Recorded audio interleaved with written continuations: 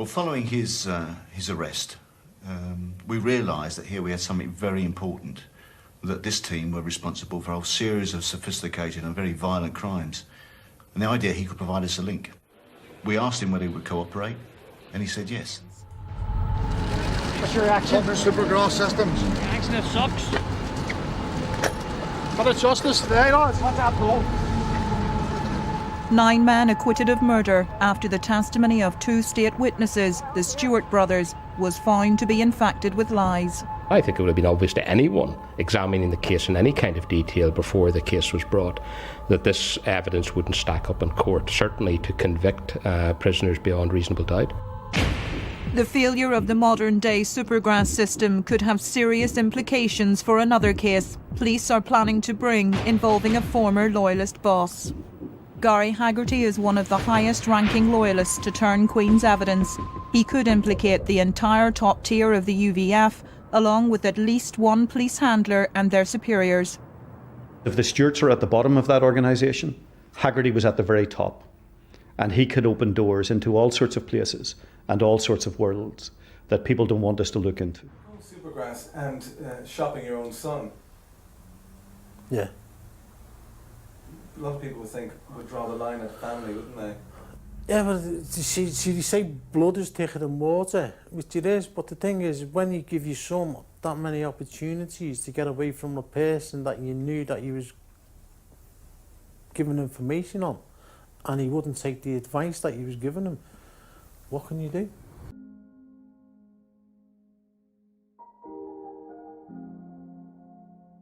Supergrass is a British slang term for an informant who turns king's evidence, often in return for protection and immunity from prosecution. A criminal turns state's evidence by admitting guilt and testifying as a witness for the state against their associate or accomplice, often in exchange for leniency in sentencing or immunity from prosecution. The testimony of a witness who testifies against a co-conspirator may be important in evidence.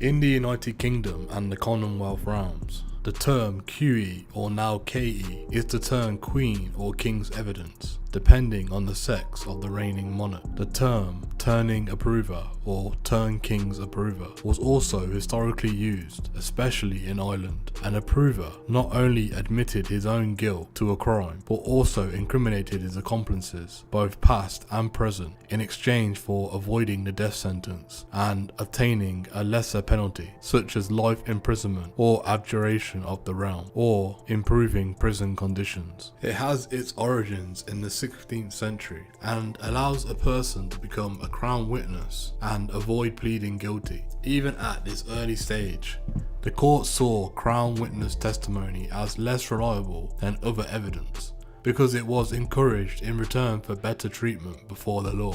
In 1751, regulations were introduced, stipulating that the crown witness testimony should be corroborated with independent, third-party evidence. Crown witnesses, known as Supergrasses, were used during the Northern Ireland conflict. In the 1980s, about 30 members of paramilitary groups, both Loyalist and Republican, gave the authorities evidence against their former comrades in exchange for more lenient sentences or immunity from prosecution, as well as a new identity to protect them from retribution. Supergrass testimony was used, for example, in the trials against IRA members. In the British criminal underworld, police informants have been called grasses since the late 1930s, and the super prefix was coined by journalists in early 1970s to describe those who witnessed against fellow criminals in a series of high-profile mass trials at the time.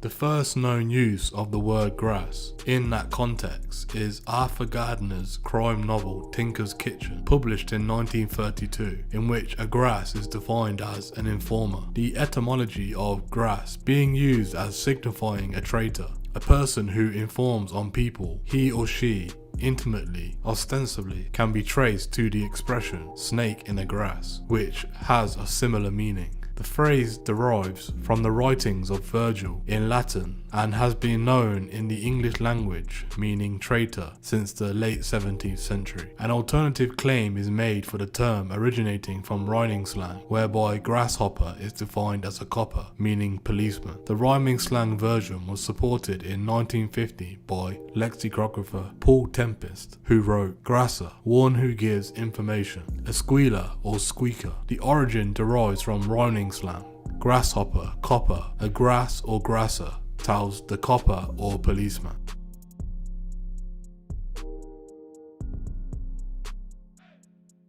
In Northern Ireland, the term supergrass especially refers to arrested paramilitaries who divulged in identities of their compatriots to the Royal Ulster Constabulary, possibly in exchange for immunity from prosecution. Sir John Herman, former Chief Constable of the Royal Ulster Constabulary, did not deny reports that inducements were paid, but denied figures as high as £50,000 were involved. The use of the term in Northern Ireland began with the arrest of Christopher Black in 1981. After securing assurances that he would have protection from prosecution, Mr. Black gave statements which led to 38 arrests. On the 5th of August 1983, 22 members of the Provisional IRA were sentenced to a total of more than 4,000 cumulative years in prison, based on Mr. Black's testimony alone. 18 of these convictions were overturned on appeal on the 17th of July 1986. By the end of 1982, 25 more supergrasses had surfaced, contributing to arrests of over 600 people from paramilitary organisations, such as the Provisional IRA, the Irish National Liberation Army (INLA), and the Ulster Volunteer Force. On the 11th of April 1983, members of the loyalist Ulster Volunteer Force were jailed on the evidence of Supergrass Joseph Bennett. These convictions were all overturned on the 24th of December 1984. In October 1983, 7 people were convicted on the evidence provided by Supergrass Kevin McGrady, although the trial judge, Lord Chief Justice Robert Lowry, had described Mr. McGrady's evidence as bizarre, incredible, and contradictory. The last Supergrass trial finished on the 18th of December 1985, when 25 members of the INLA were jailed on the evidence of Harry Kirkpatrick. 24 of these convictions were later overturned on the 23rd of December 1986. Many convictions based on Supergrass testimony were later overturned, and the Supergrass system was discontinued in 1985 until reintroduction in 2011. The first Supergrass trial in 26 years began on the 8th of September 2011 for the murder of Ulster Defence Association member Tommy English. In Northern Ireland, the term tout is a popular alternative to grass. The police service of Northern Ireland have refused to use this term and prefer the term assisting offender, based on the legislation that enables the use of such evidence.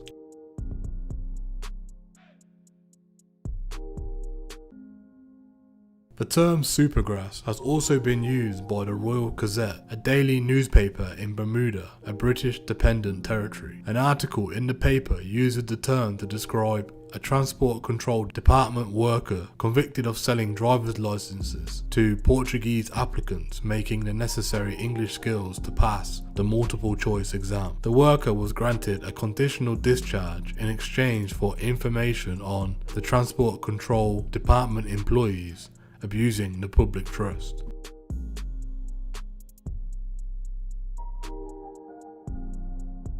One of the most prolific supergrasses in recent British history was Michael, whose evidence in 2001 led to 32 criminals being convicted, including his own mother, and the disruption of a £132 million drugs ring. Even in the most lurid annals of British crime, there has never been a player like Michael, a lifetime of evil, including drug smuggling, money laundering, and prostitution, brought him a fortune estimated at over £107 million. He ruled over the underworld like a baron, respected and feted by the gangster elite. However, it was not Michael's success as a villain that assures his place in the UK criminal history. Rather, it is his staggering capacity for betrayal. On the 25th of April 1998, customs investigators launched a knock codenamed Operation Draft. It uncovered 16 kilograms of cocaine, 2.9 tons of cannabis worth £11.6 million, guns, and £800,000 in cash. It also delivered up Michael and 15 members of his gang. What happened next shocked even customs men and their police colleagues. Michael, an arch criminal whose entire existence was founded on the Underworld code, had decided to turn informer. So eager he was to name names, he is probably Britain's most prolific supergrass. Not only did he inform on some of the most dangerous criminals operating today, he turned in his own mother,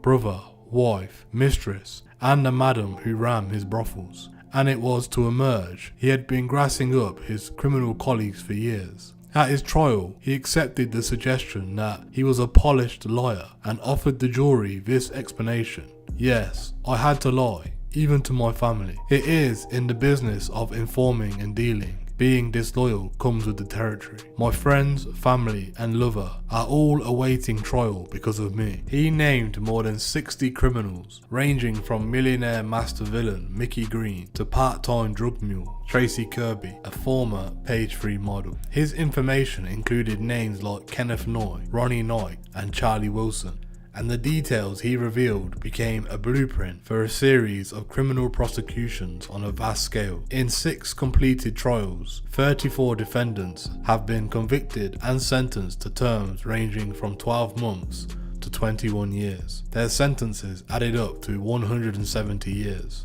Only now can Michael's story be told, because security considerations led to gagging orders and trials under armed guard at Woolwich Crown Court. Michael, also known as Constantine, needed security. Underworld paymasters had put a $4 million price on his head, but he took a calculated risk when he decided to turn informer. When customs raided his home in Radlett, Herefordshire, he was carrying a gun. He had cash and other assets worth $1.6 million to hand, and he had accounts and contract books detailing his drugs and prostitution dealings. It all added up to a prison sentence with little change out of the 20 years. Even under that kind of pressure, Michael cut an attractive deal. His wife Lynn, brother Xanthos, and top lieutenant Janice Marlborough, all implicated by him, also turned Queen's evidence. Package Michael negotiated guarantees new identities for himself and his immediate family, $19,000 a year for his wife to run a new home, $1,000 a month for their children's school fees, a £6,000 loan and £10,000 cash for a new car. His friends estimate that in all, he will benefit by around £2 million from public funds, although even this does not compare to the fortune he was amassing from drugs and his massage parlour girls. The girls operated in a chain of saunas ran by Michael and his associates and earned him an estimated £500,000 per year. He was making even more out of drugs, which his gang brought into Britain from Holland to be stored before sale in warehouses, mainly in the Hatfield area. The couriers, who included his mother, wife, brother and lover, never carried less than £250,000 each on every trip, and in one 12-month period, 21 articulated lorries, 3 tourist coaches and numerous cars crossed the channel laden with cannabis and cocaine. After the drugs were sold, the cash was delivered to Michael and either laundered through the bureau to change in Edgware or changed into high domination notes and sent back with couriers to Spain, Holland and France. It took 250 interviews with customs and police to unravel the information Michael offered. But despite the unparalleled scale of the arrests and prosecutions that followed, the Michael affair was not quite the triumph investigators had hoped for. A customs source said, "We were very successful in catching and convicting people below Michael in the chain of command because we had corroborative evidence from documents and accounts we seized when we arrested him. But when it came to those above him, we only had his word for it." The opinion of senior Treasury counsel was that we could not get convictions based solely on one man's word. One man named by Michael was Mickey Green, the Wembley mob armed robber turned drug dealer, wanted in 4 countries. Mr. Green was named as the man behind the gangland assassination of Underworld figures Gilbert Winter and Solly Nahome. Michael also accused Noel Purcell and Ian Davenport of being UK-based drug dealers. He spoke of dealing with Spanish-based suppliers Clifford Wheeler and Stephen McGoldrick, described in court as men of utmost violence. He named Cliff Hobbs, who was said to have sent the drugs to Britain via France. But after 6 trials, just when it seemed these big players were about to face justice, the process came to an abrupt halt. Mr. Green was freed in June when the charges were dropped. In July, charges were dropped against Mr. McGoldrick, Detective Constable Paul Carpenter, on £50,000 bail, and accused in court of being one of the most corrupt officers ever to serve in the Met, also had charges dropped. Warrants had been issued for the arrest of Mr. Wheeler, Mr. Davenport, and Mr. Hobbs, but Customs say that now, after the end of Operation Draft, they are not actively pursuing them. Michael's role as an informer is not over yet. He gave evidence via video link in an appeal court, claiming that he was asked to act as a middleman in a £1 million attempt to nobble the Guinness jewellery. The Guinness 4, Ernest Saunders, Gerald Ronson, Anthony Parnes, Sir Jack Lyons, were convicted in 1990 over an alleged fraudulent share support scheme in the takeover battle for distillers in 1986. Michael told the court he was approached by a villain known as Paul Maguire, who told him he had a relative on the jury who was open to a bribe. Mr. Maguire had earlier told the court he had not spoken to Michael about a juror at all, to which the country's most prolific and bestrewed Supergrass replied he did.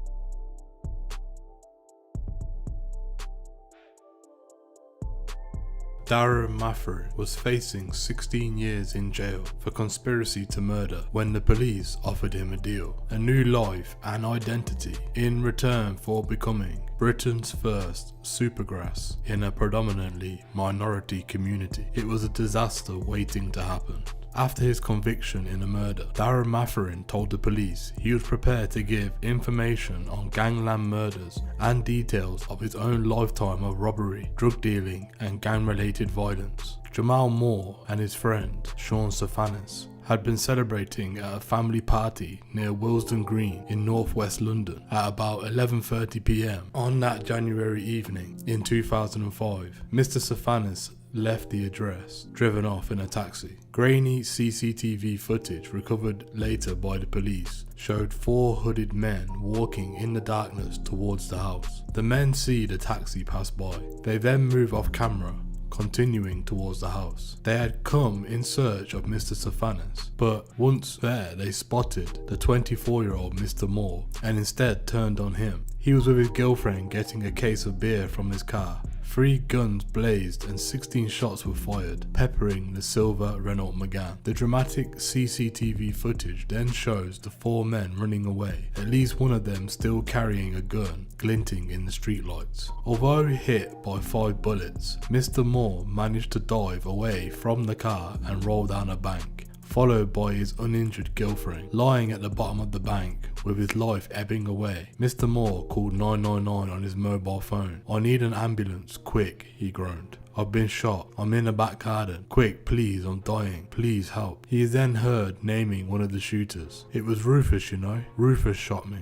A male voice is heard saying that Mr. Moore's breathing is becoming more difficult, and then his girlfriend breaks down, crying and screaming, "Please help him. You can't leave me, Jamal." On the face of it, this was just another brutal tit-for-tat killing between feuding gangs. But for the police officers from Operation Trident, who dealt exclusively with gun crime in London's black communities, it was a turning point. It was the moment they had found their first Supergrass, who was willing to expose the inner workings of the new wave of minority criminals. Darren Matherin, who was 24, had driven the killers to the scene of Mr. Moore's murder. After reading a description of the van he had used in a local newspaper, Mr. Matherin drove it to East London to burn it and destroy the fingerprint and DNA evidence. He doused the vehicle with petrol and lit it, but the explosion blew off his woolly hat and burnt his legs. He went to hospital by cab, with his legs poking out the window to cool them down and dull the pain. Police found Mr. Matherin's DNA on the hat. They had already identified Rufus, the nickname for Roberto Parchment. On the night of the murder, both men had left their mobile phones switched on, allowing police to place them at the scene. After a 2-year investigation, Mr. Parchment and a third man, Romain White, were found guilty of killing Jamal Moore. Mr. Matherin was convicted of conspiracy to murder. 2 other men, Sean Bennett and a professional footballer, Gavin Grant, who played for Millwall and would later sign for Bradford City, were cleared. After his conviction, Mr. Matherin told the police he was prepared to give information on gangland murders and details of his own lifetime of robbery, drug dealing and gang-related violence. It was what the police had longed for, a chance to get inside a closed world. It was even hoped that he might set an example for others to follow, to cooperate with and give information to the police. But the plan was to backfire spectacularly, costing the taxpayers an estimated £500,000.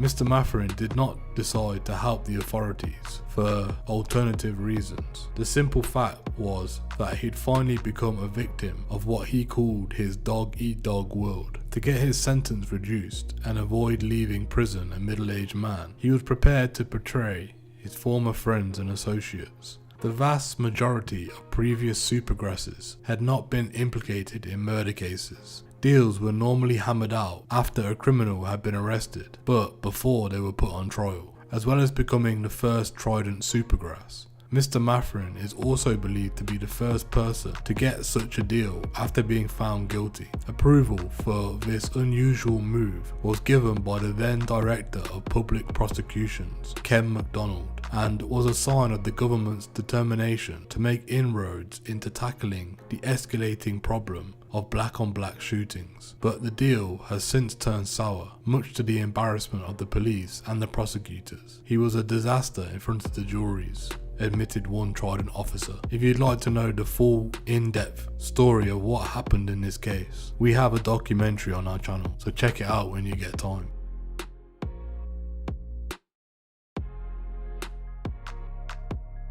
Derek Crichton Bertie Smalls was considered by many to be Britain's first Supergrass. Although there have been many informants throughout history, the Cray twins were partly convicted 2 years before Mr. Smalls gave evidence by Leslie Payne.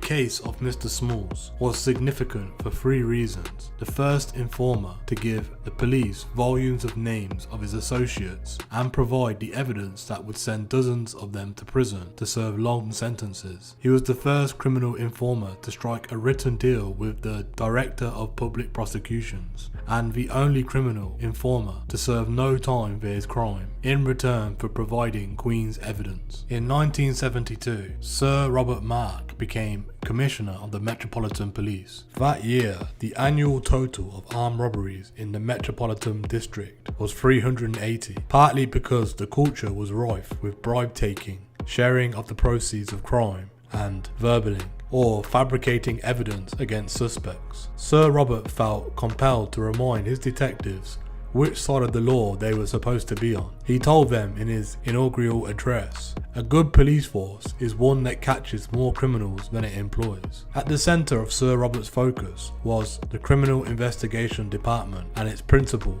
the Flying Squad. Ken Durry, commander of the Flying Squad, and one of his inspectors, Alistair Ingram, later went to prison for corruption. Sir Robert pushed such investigation of names such as Mehmet Arif, George Davis, Ronnie Knight, Freddie Foreman, Mickey McAvoy out to the suburban regions, who needed to employ new tactics to catch the bigger criminals they now faced. Derek Crichton Bertie Smalls was born in the East End of London and was a career criminal. On the 9th of February 1970, Mr. Smalls led a team of robbers from the Wembley mob, including Mickey Green, on an insider-led raid on a branch of Barclays Bank at 144 High Road, Ilford. The gang got away with £237,736, which at the time was a record. Most of the team left England via various routes. Mr. Smalls via a ferry from Newhaven to Dieppe, a train to Paris, and then a flight to Torremolinos for the Costa del Sol, where they read the English newspapers for updates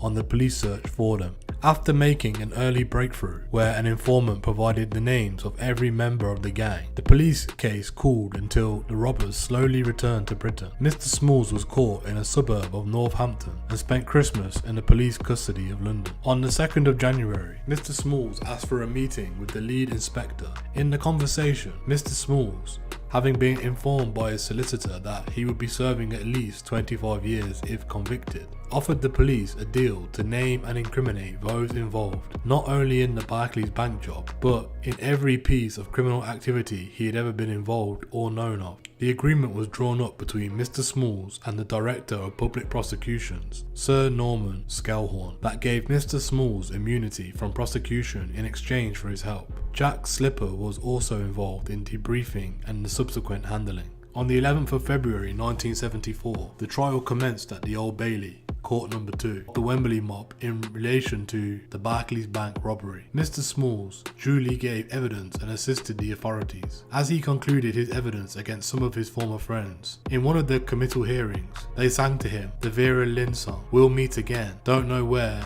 Don't Know When." On the 20th of May, the trial finished, the jury returning guilty verdicts on all participants on the 22nd of May. In total, the judge handed out sentences totaling 106 years, with Mr. Green alone jailed for 18 years. In the following 14 months, Mr. Smalls' evidence convicted a further 21 associates for a total of 308 years. Mr. Smalls also later ensured the release of Jimmy Saunders, jailed by DCI Bert Wicksteed for his part in the 1970 Ilford robbery, after a statement in which he said Mr. Saunders was not part of the gang. In the aftermath and reflection of the Mr. Smalls deal, the Law Lords told the Director of Public Prosecutions that they found the arrangement with Mr. Smalls an unholy deal. Later, Supergrasses such as Maurice Mahoney in 1974, then one of Britain's most violent armed robbers, who turned in more than 150 names in exchange for a much reduced sentence, couldn't escape prison if they had committed serious crimes. Owen Mahoney faced a minimum of 20 years, but was sentenced eventually to 5 years. The Supergrass system was taken to its principal by a Metropolitan Police officer named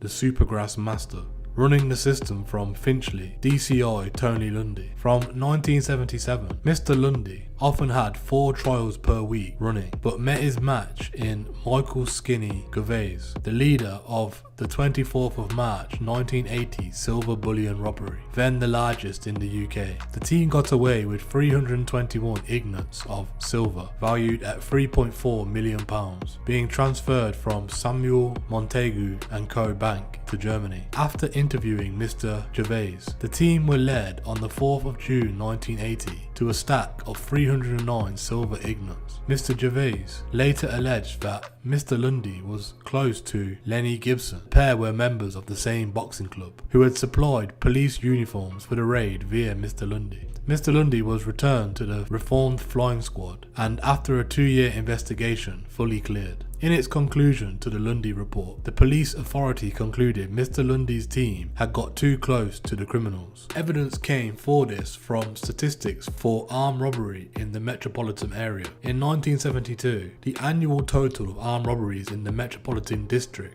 was 380. The year after Mr. Smalls gave his evidence, it had been reduced to 168. By 1978, it had risen to 734, and by 1982, it had doubled to 1,772, a 366% increase in a decade. The flying squad was revived to centralise specialist robbery squads and to improve technical surveillance and the provision of police tactical firearms units. As part of his deal with the police, Mr. Smalls received a new identity. Within a few years of the trial, he had returned to his old haunts in North London, drinking openly in pubs around Hornsey and often boasting he was paid £25 a week by Scotland Yard for his betrayal. He died in January 2008 at his home in Croydon, South London. Bobby King, one of the robbers, his evidence convicted, and who was later held up as an example of the positive side of prison, once saw him in Crouch End,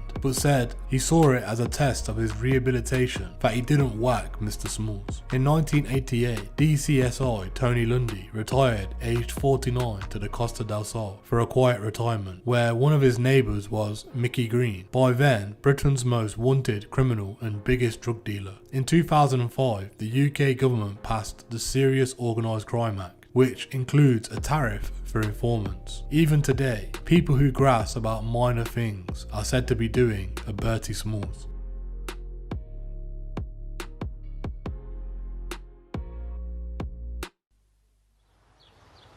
Hoddesdon and the village of Broxbourne next to it are right on the border of Essex and Hertfordshire.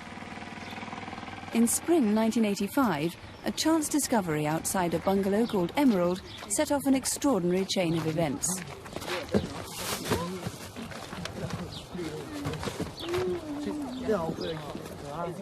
One of the schoolboys who made the discovery has since been identified only as Witness A.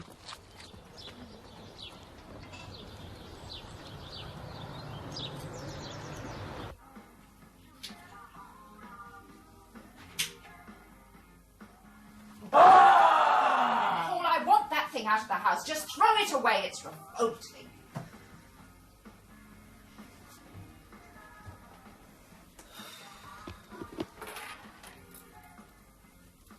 As soon as I opened it, I could see the way it was laid out, by the firing pin mainly. On night exercises, we used tripwire alarms to let off 12-bore blanks. They worked more or less on the same principle. The electronics were exactly the same as my radio-controlled car. I knew Mum and Dad wouldn't believe me. I think it was mainly because I didn't understand how it worked. I started taking it apart, but I could never get it to work, so it never got put back together, and bits were gradually thrown away.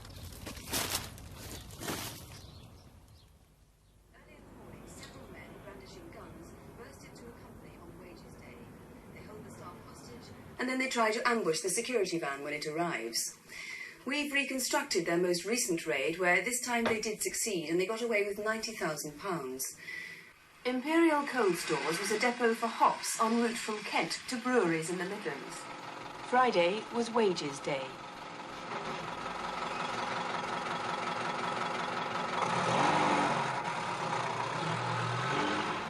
Do you know what this is? It's a remote control unit. And it works this. At the touch of a button, it goes off.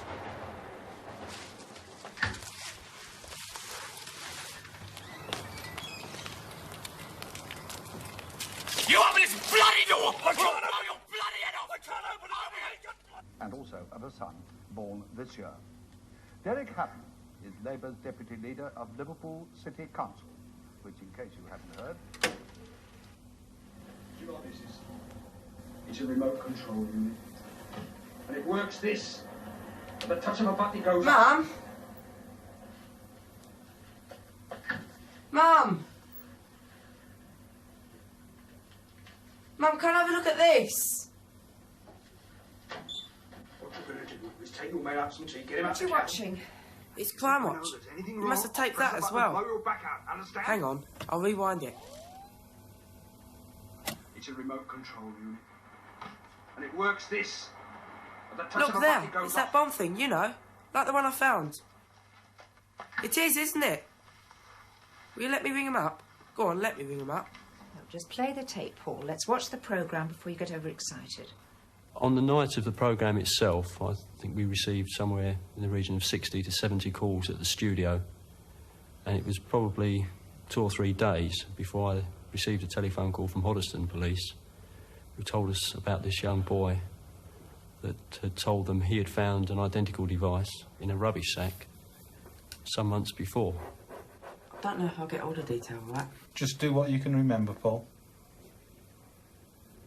I was a bit sceptical that the lad may have been making the information up, having seen the programme, but he drew the 4 corner posts to the box, which at that stage finally convinced me that what he had in fact seen was the bomb that was used at the Cross and Herbert's robbery.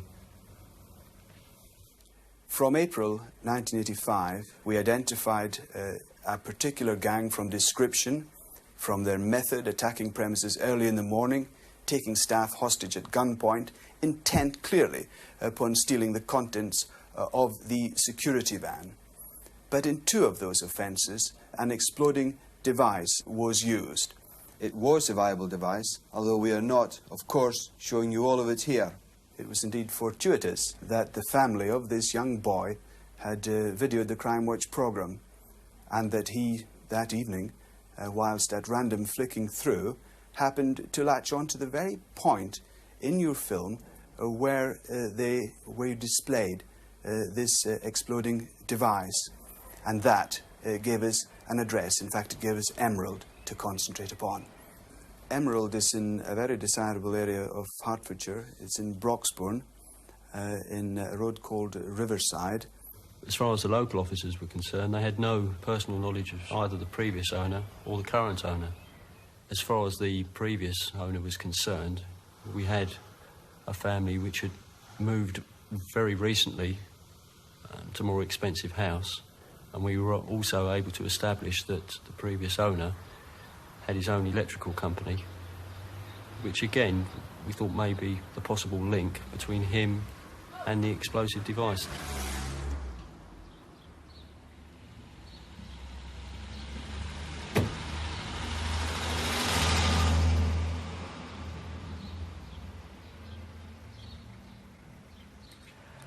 We decided to come down, sit outside early in the morning and note the comings and goings from the premises, in the hope that by doing that we may be able to find some association with him and people that possibly known to us as being involved in robberies in some way. And I am certainly convinced that we were on the right track, and it was just a case of sticking with it.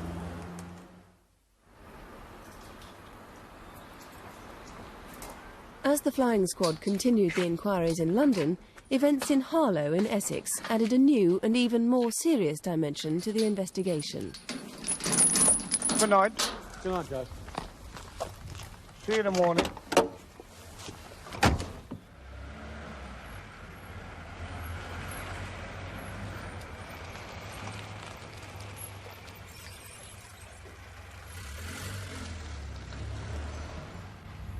One does take different routes to work, or if a car is behind you for a little bit more than normal, one does tend to go round a block once or twice. When one does see robberies on television, it does tend to make you a little bit more cautious.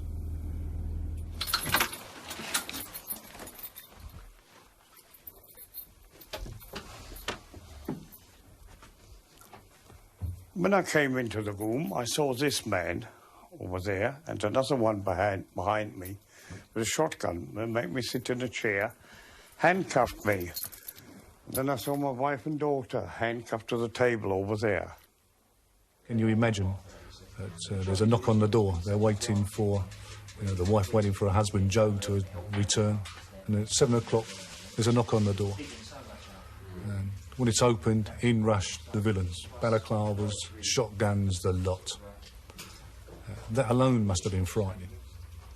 But then to sit Mrs. Symes down and her daughter, to handcuff them and say, we're waiting for your husband, nothing will happen, be quiet. And there's more arrived with guns, must have been very traumatic and very frightening indeed. At first he said, well, you obviously realise what we're here for.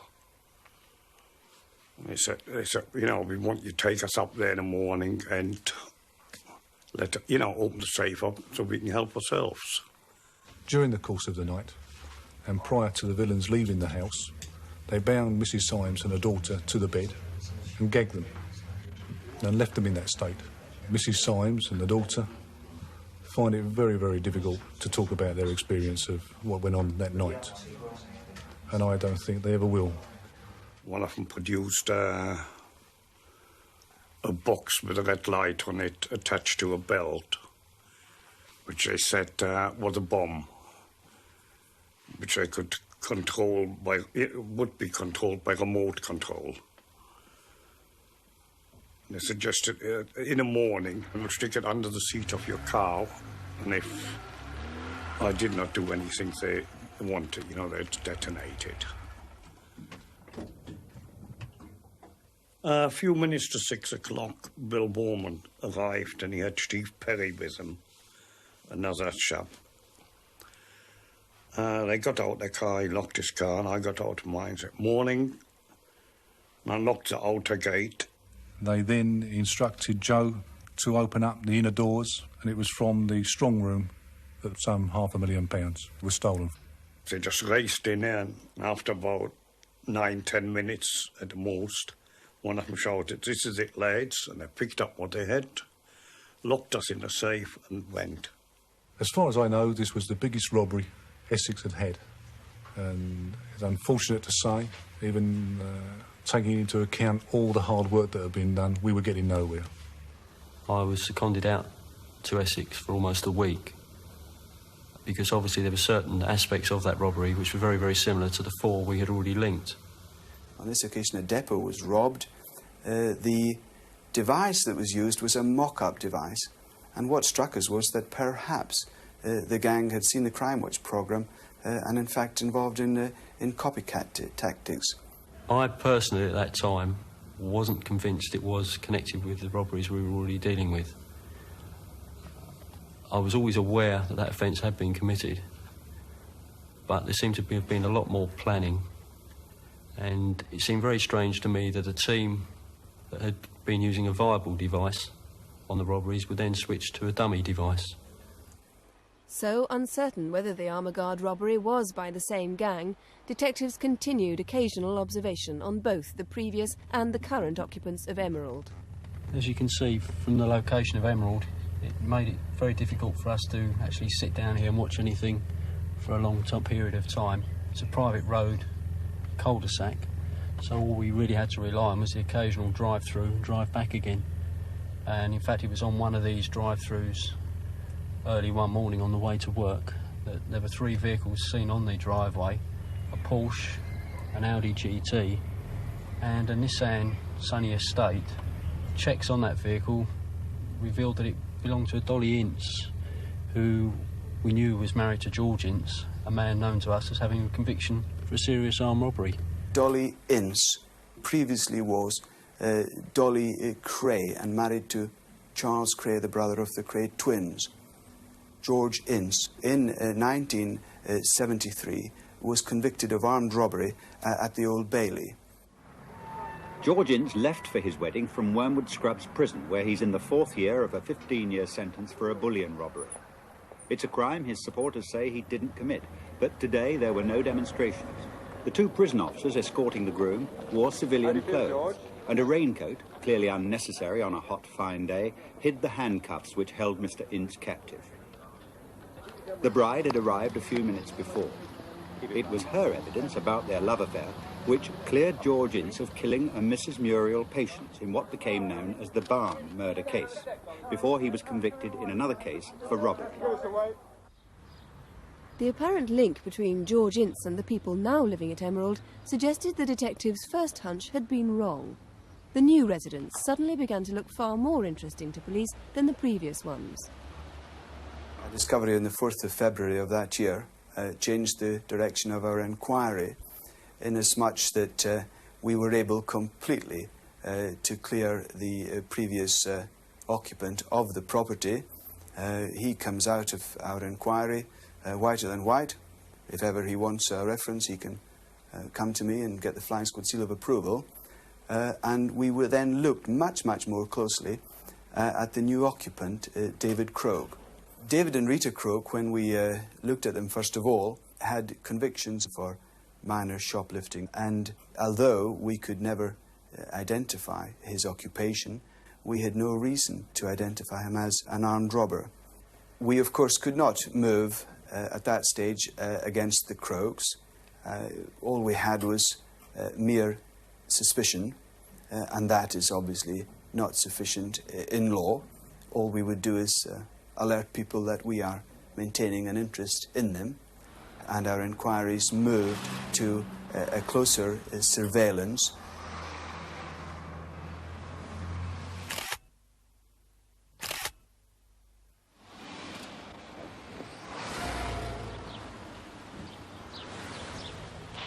stand by. Green car, possibly a Golf, left out of Riverside, towards the car park. Bob, can you get a close look at that vehicle and confirm who's in it? I think target 1's the passenger, but can't see who the driver is. When we saw Croak as the passenger in a very expensive limited edition VW Golf,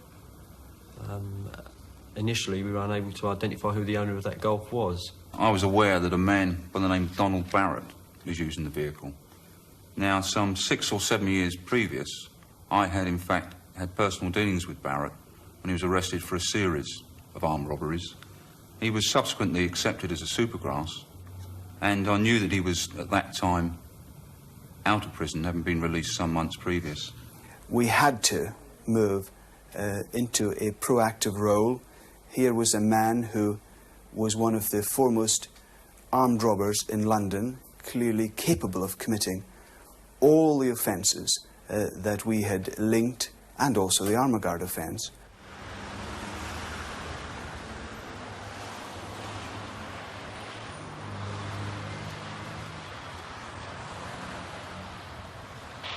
Target vehicle is past the dog's home, and it's a stop. And the driver's out of the vehicle. It's definitely target 2.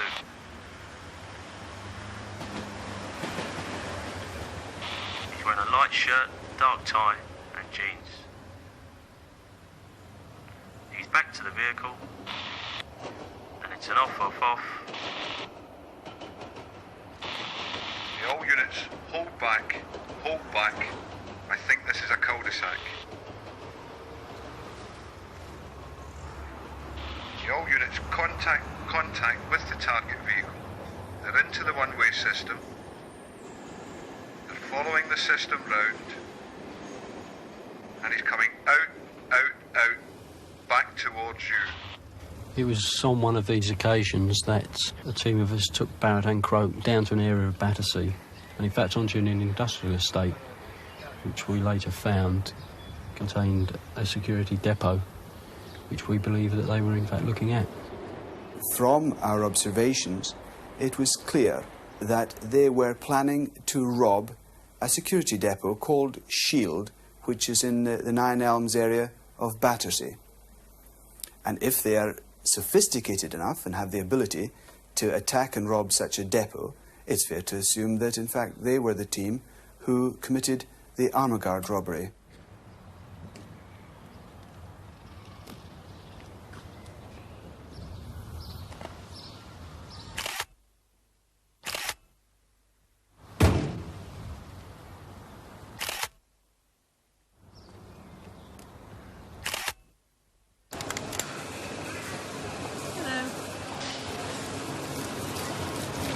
Travelling to Faro today, are you? You're travelling to Faro today? Yeah. Yes, OK. Would you like to put your bags on the scales? As Barrett flew out of the country on holiday, detectives were still preparing for a robbery any day on the depot at Battersea. Hello?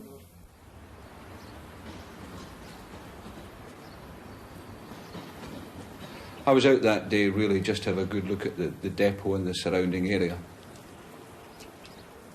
And I recognised the red Golf as being a vehicle registered to what I thought was an associate of David Croak. And it struck me at the time that perhaps this team of robbers had actually someone working in Shield.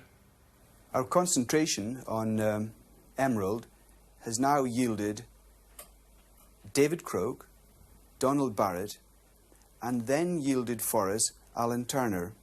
Interesting chap, Al Turner, because we identified that he lived in Clacton, visited Emerald, and turned up at the depot at Battersea, clearly employed at that establishment. It was clear that they had an inside agent at that depot.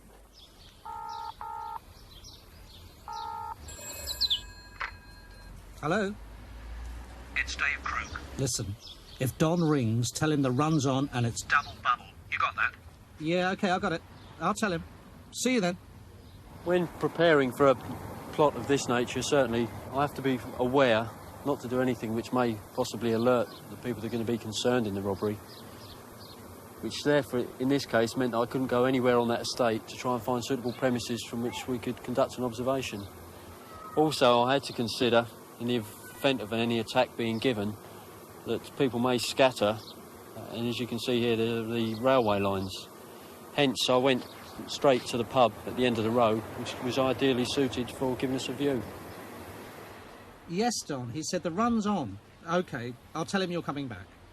DC Shapland and my other officers were feeding her back intelligence, and the picture was developing that really we think the operation was going to actually take place. And so, with that in mind, we assumed that the target premises was going to be Shield Security. Now, this area here is the Nine Elms area of Battersea. It's an industrial estate, as you'll see. That there is Nine Elms Police Station. I had 3 observation posts, one just out of shot here, which was a public house that gave me good vision onto the area here at the front of Shield. This was where I personally was, and I had line of sight right the way through and could see any activity down here and people arriving. And the police station provided an ideal opportunity to see the vehicles coming in and out. There's only one way in through there and one way out through there, so that gave me line of sight on people coming in and people going out. So by the Sunday night, things were really beginning to happen. Barrett had suddenly come back from holiday. That was significant in itself. And then we see Croak and Barrett are followed down to Turner's address in Essex.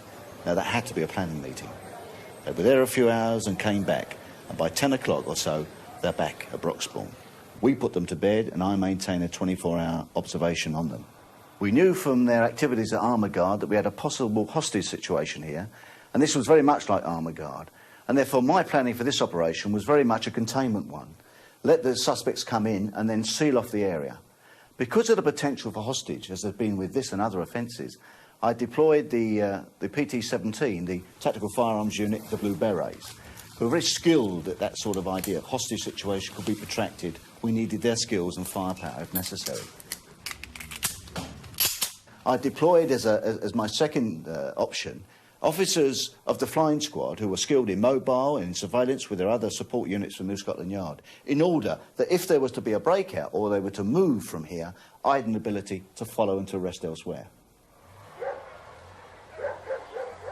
And by the early hours of the Monday morning, I had deployed something like 80 officers, and radio silence was being maintained. And then our first indication was on the Monday morning at about 4:20 a.m, very early and very significantly, Barrett and Croak were out. The 2 main suspects left home on foot, leaving their nice cars at home sort of thing, and went to a lock-up garage and took out an old van and started travelling towards Battersea. That's the first time that I felt that it was really going to be on that day. Provided we can get rid of this condensation, everything will be fine.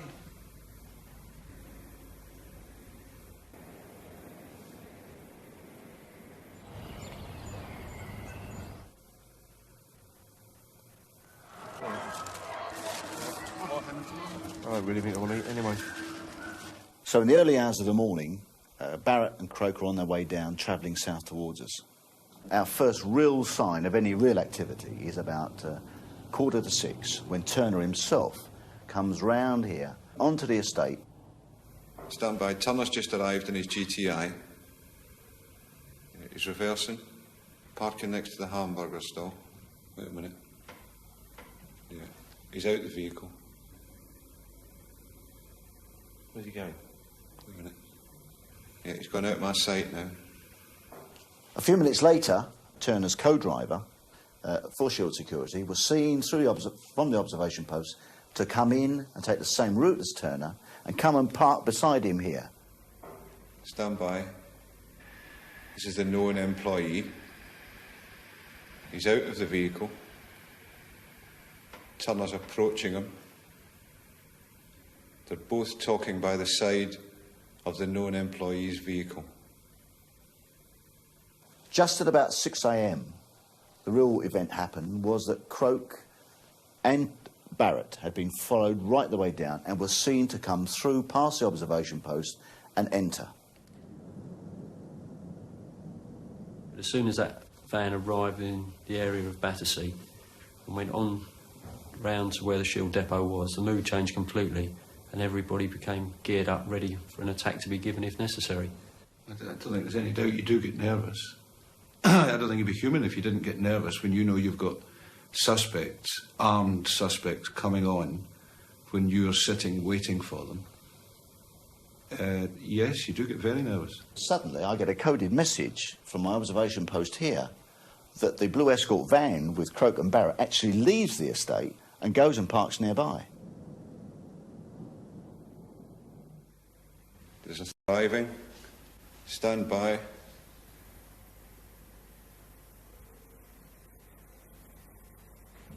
Driver's reversing. He's out of the vehicle. He's been joined by the other two and towards the front door now. They're in the front gate. Yes, and they're now into the premises, all into the premises.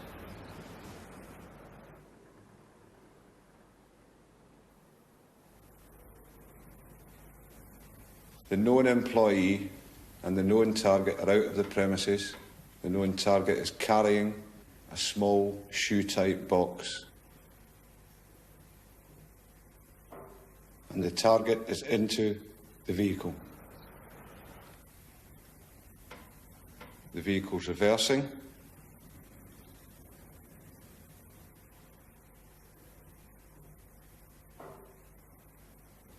Now off the front yardage, towards Tom, and it's a right, and off. Because suddenly it didn't look as if the depot was going to be the actual target premises. Now that gave me a real problem, simply because I had a vehicle with perhaps a considerable amount of valuable commodity on board, money, cash, gold, and two armed robbers in the near vicinity. You get a feeling of indecisiveness. You don't know, has the job been called off, or what? I decided that I would deploy officers that I had, flying squad officers, in the vicinity to make up a convoy to follow the target vehicle wherever it was going to go. All the plans we've made have gone, really, because although we did have the surveillance as a backup, we were 99% sure it was going to be the depot. And then we've got to start hounding round for troops to follow the convoy wherever it was going. Disappointment for me, because I thought we were going to take them at the depot. I really thought they were there to the depot and it was going to be nice. We've got the van with the two guards in and the gold, which is being followed by the van with the two suspects in, which is being followed by the surveillance team. Nobody knew where they were going to go. And I remember thinking to myself as we rounded Hyde Park Corner sort of thing and went up, what's the name of the road? The Edgware Road. The Edgware Road, thank you. Where are we going to go to now? You just didn't know, and it went on and on and on, and there in the distance was the bullion vehicle, followed by the suspects. You're just in the lap of the gods, really, to see what's going to happen. You could be a half a mile behind and still see this bright white van, followed by a tiny blue one behind it all the way. Going up the motorway was a little bit unusual for us, because usually a lot of our work is in town. I don't think the blue van had a vehicle in between the security vehicle all the way up. We obviously knew we were at Newport Pagnell on the motorway. We were pulled up on the hard shoulder, probably about a quarter of a mile to half a mile short of the service area, although we were in radio contact with the surveillance officers and we knew exactly what was going on within the area, service area itself. All units, guard out towards the restaurant area. Target vehicle is stationary in the car park. Stand by. Targets 1 and 2, both out of the van and towards the restaurant. You could hear that there had been a meet between the driver of the bullion vehicle and the suspects. Guards into the building. 1 and 2 under control.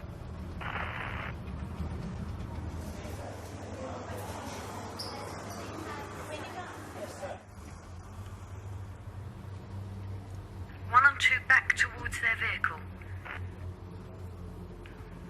Stand by. Guard, back to the car park.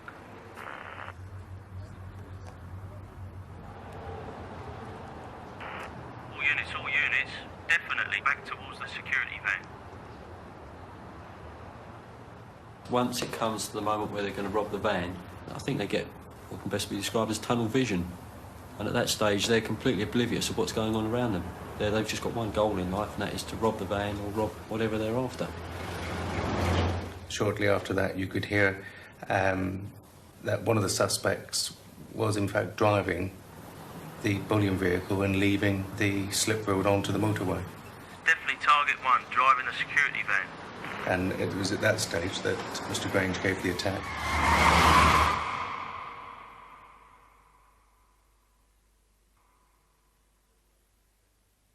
It's a build-up of adrenaline, it's a build-up of nerves, and then when you get the attack, it's released. I don't know what the other chaps feel, but I haven't really felt anything else like it, to go across the pavement and nick a team of armed robbers. It's very difficult to describe because you're moving very, very quickly, but once it's all over, once you've got them down the ground, handcuffed, you've got their guns away from them, then it's a feeling of relief more than anything, the fact that you're not hurt and nobody else is hurt and they are nicked. When you saw him standing there, he was exceptionally cool, calm and collected. There's no other way to describe him, really. I mean, he seemed the business, I think. It really seemed very professional. And I'll never forget the first words he said to one of the officers who he knew. He said, "Hello, Phil. Nice little tickle you've had here." And that was on the M1 with firearms all around, vehicles buzzing up and down, and he recognised an officer and basically congratulated him for the work he'd done.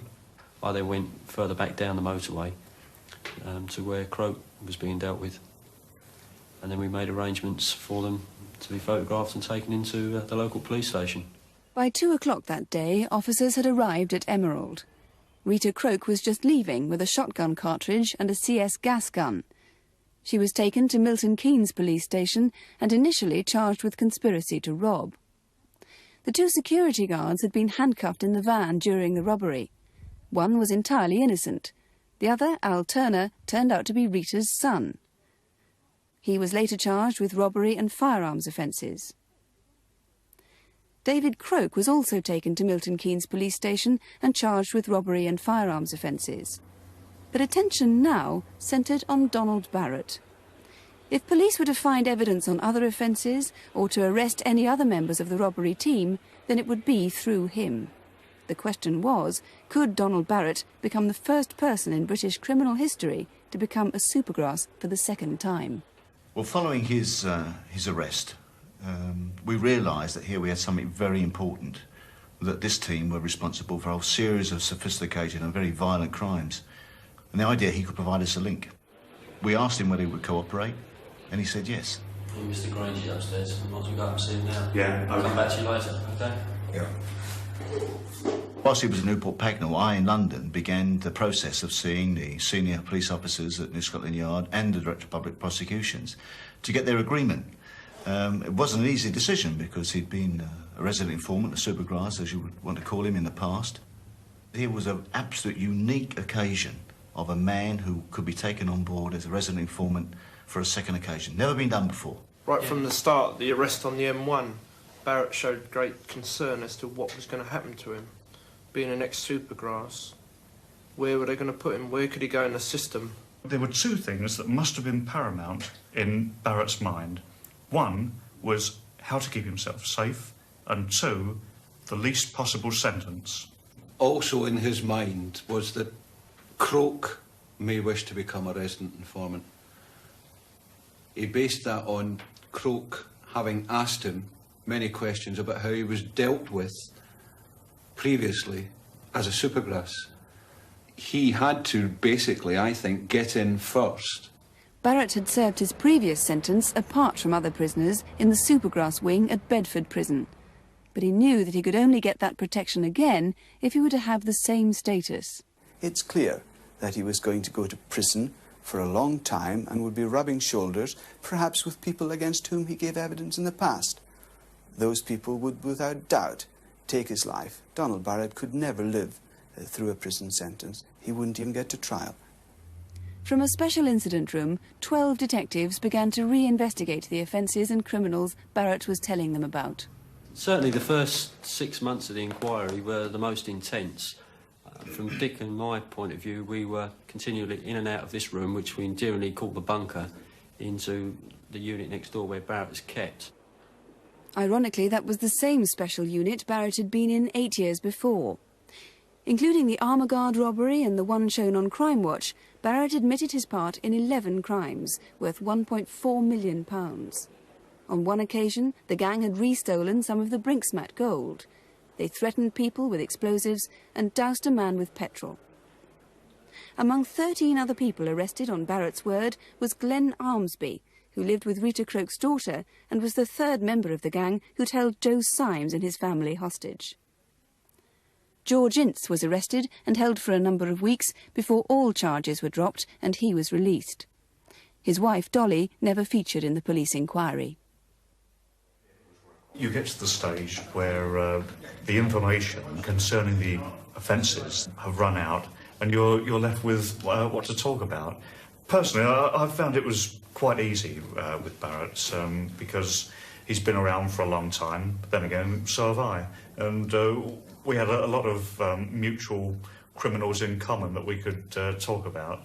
There is a very real danger. It's described as the Stockholm Syndrome, where the hostages and the hostage takers get so very close. In this case, we have got the prisoner and the police officers. There's a real presence about him, and almost like a caged tiger in many ways. But for all that, we're able eventually, over a period of time, to work together very effectively. The detective officers who have the investigation of the offences do not have the care and custody of the Supergrass.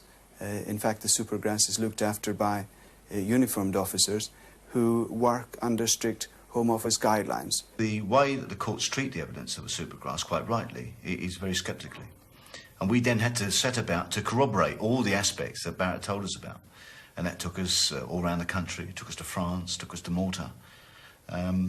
So it was important that what he said, we were able, in some other way, to prove or corroborate. Dave had gone out to Malta after Armour Guard. Someone called Victor looked after his flattened boat. The boat was originally called Armour Guard or something like that. Detectives went to Malta and searched the Crokes' flat there. Among other evidence, they found the boat Barrett had mentioned. It had been repainted, but the name Croke had rather foolishly given it showed up under ultraviolet light. Having checked the obvious that Armag wasn't a local Maltese word, we now had this excellent corroboration for what Barrett had already told us in his statement, and would later be giving evidence in any court proceedings. I've been asked about a bank account held by David Croke at the Bank of Ireland, Seven Sisters Road. The account was in the name of T. Moore. I had some cheques from this account signed by Croke in the name T. Moore. We recovered a great deal of correspondence in the name of T. Moore and David Croke in a briefcase. We also went to the Bank of Ireland, and there we saw all the evidence recorded in the bank statements, paying in slips and cheques, which completely corroborated what Don Barrett in fact had told us. From this wealth of evidence, we're able to prepare a picture which shows David Croke's finances. The blue column shows what Don Barrett says their share of cash was, and the pink column shows what cash is shown as being paid into the bank account. These two columns here relate to the offence at Armour Guard, where Don Barrett says that David Croke had about £140,000 as their share of the robbery, and the pink column clearly shows that about £140,000 was indeed paid into Croke's bank account. Barrett was also required to confront his former accomplices before giving evidence against them in court. Gentlemen, for the sake of the tape recorder, would you please identify yourselves? D.C. Cuthbertson. Donald Barrett. D.C. Shapland. Mr. Barrett, can you identify this man in the corner? Yes, I can. Who is he? Dave Croke. Now, bearing in mind that you're still under caution, Mr. Barrett, between the 11th and the 12th of December 1985, there was a family by the name of Symes taken hostage, followed by a robbery at the Armour Guard depot at the Pinnacles, Harlow. Were you involved in that, Mr. Barrett? Yes. Who else was involved? Dave Croke, Glenn Armsby. Anything you want to say about that, Mr. Croke? Mr. Croke doesn't wish to say anything. The main man, David Croak, in this case, really said not one word when he was being interrogated. In fact, I think the only thing that he said to me during a tape-recorded interview was, "I want my solicitor to be here," when he decided he didn't like the way that I was asking questions of him. But that was all, and yet Croak pleaded guilty to a number of very, very substantial robberies. Rita Croak also knew that Barrett would testify against her, and she pleaded guilty to the single charge of possessing a prohibited weapon. What it's also been able to do for us as professional detectives is actually give us an insight how the criminals actually work, how they plan, incredible, meticulous planning, certainly in relation to armour guard. The armour guard job was a year in the planning, although we did do other robberies during that time. I went there in a vehicle with Dave in the boot, with holes in it for him to see what was going on. We used a Honda van with boxes in the back. During this time, we got to know the key holders, Bill Warman and Joe Symes. Dave suggested we should go into Warman's address the night before and hold the family hostage. But this had to be a sweet job, and you simply can't wrap up kids. Although the research on Warman took 2.5 to 3 months, we had to scrap it. Dave said the only other way to do it was to plot up on the other key holder, Joe Symes. Over a period of many months, Barrett made detailed allegations about the involvement of other well-known London criminals in various robberies. In many of those cases, police could not corroborate Barrett's allegations against the people he named. It's not for us to say that people are guilty, although if it were, I can promise you that the streets of London will be safe from crime. But you get a feeling that, especially when there is evidence available that people, like some of those who got away, are guilty, and it's extremely annoying to think not so much that they've got away with the ones that you have arrested them for, but of course that they are free to go out and continue robbing. One could imagine Donald Barrett, on release from prison, going to work, committing crime, work as he calls it, committing crime on his own, but working with other criminals who know that he has been a supergrass.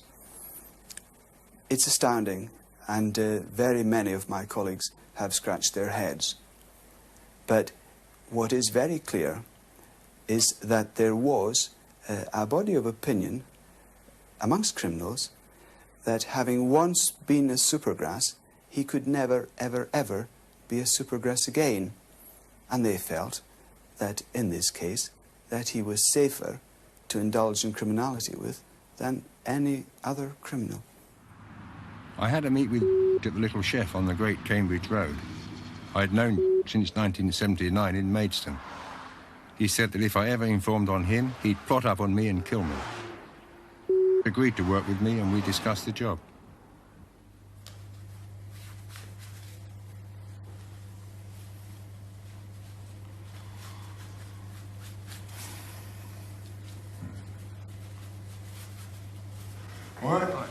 All right, done, ready? Yeah.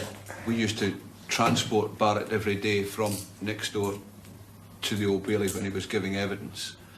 And he was very uneasy about the giving of his evidence because he knew that the first part of his cross-examination by the defence barrister was going to be regarding his past and the horrendous crimes that he has committed in his past.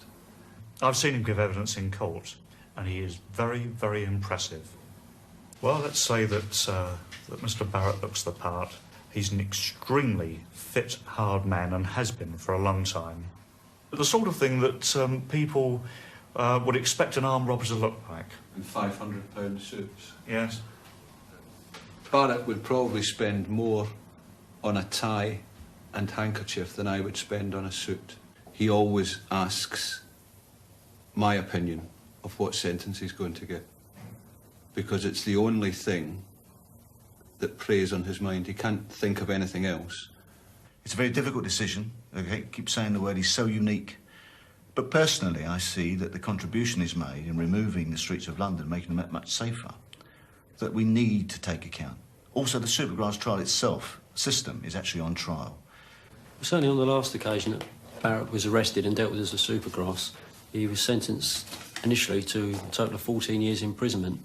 Now, that particular time, there were quite a few Supergrasses in the system, and the norm of sentencing was within the region of 5 to 7 years. So at that time, Barrett's sentence was completely out of line with all the others. However, he did appeal against sentence, and in fact he was reduced to 7 years on appeal. How long was he in for? He was in custody altogether for somewhere in the region of about 3.5 to 4 years.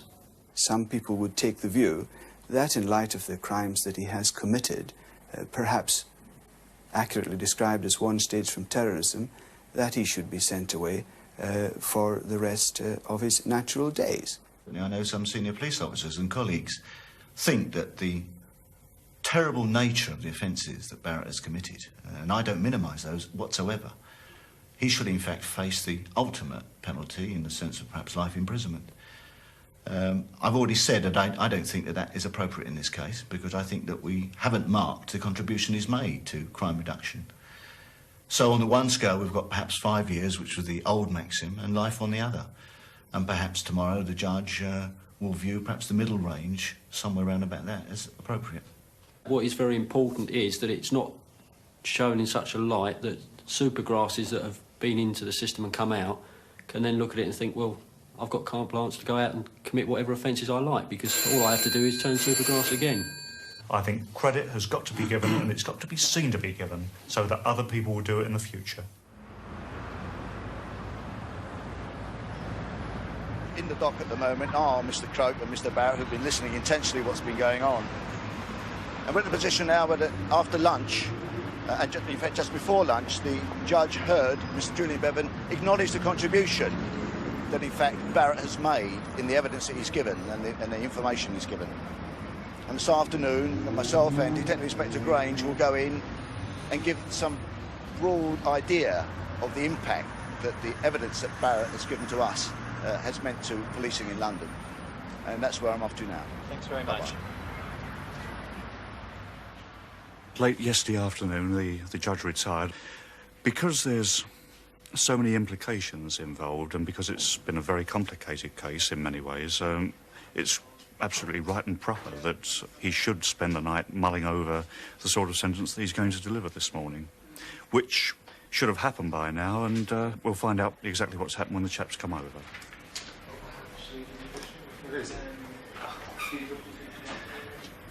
What's your poll? Good result. Well, what happened? The judge has had a sale.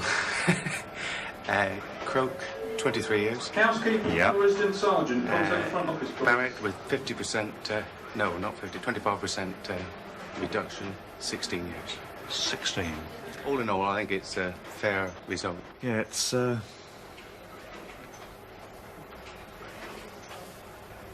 thought that Barrett might have got a little less than that. And perhaps he will on appeal. Indeed. Yeah. As for Croak, I think a very good sentence, as far as the public is concerned. Deserves every bit. Yes. It was like I spent just over 20 minutes with him. Really? And he's still in good spirits. Yeah. How are you? You heard the results? What do you think? He's thanked us, we've thanked him, and that's really the end of the matter. Yeah, nice commendation at the end. Mr. Grange, Paul, Dick, Ray, you, me, Neil Murphy and Colin Ellis for the surveillance at Newport Pagnell. 'Tis. Nice result.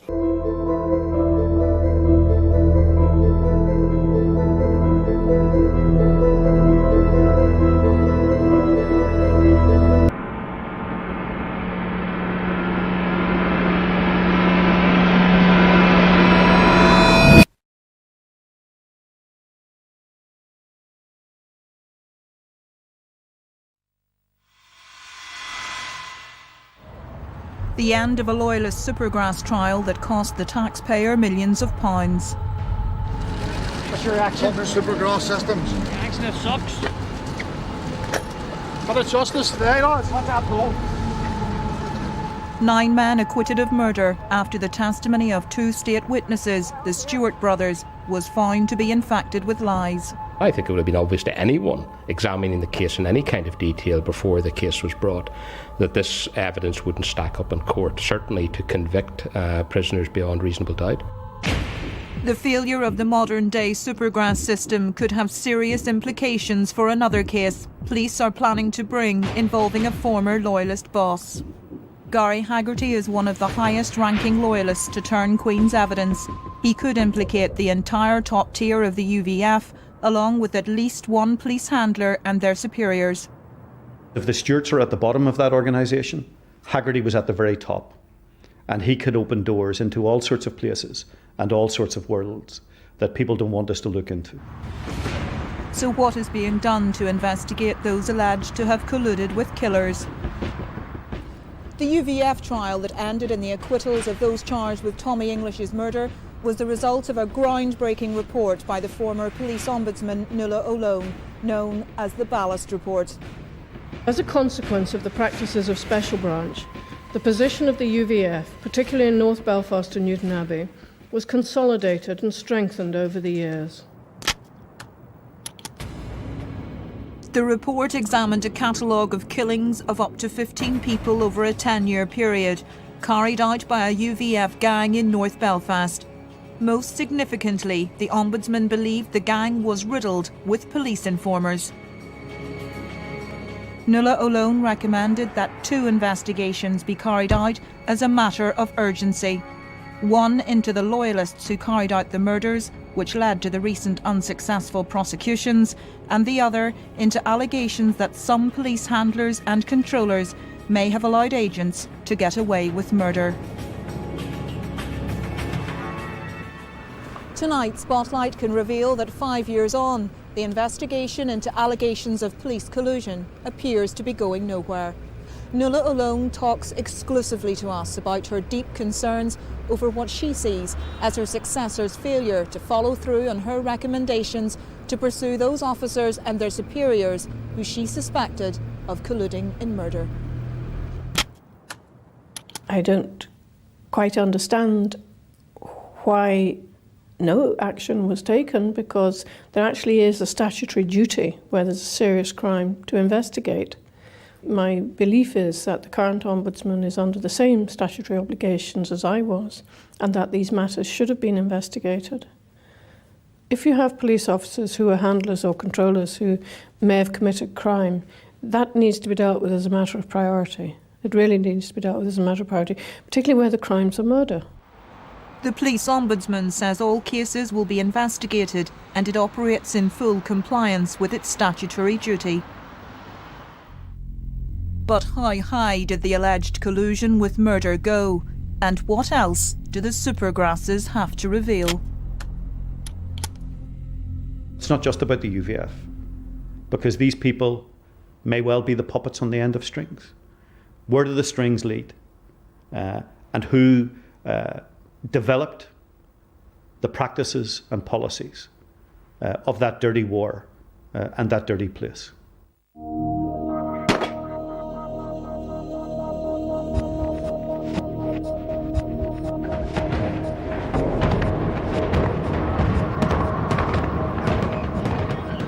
Halloween night 2000, traditionally a family time.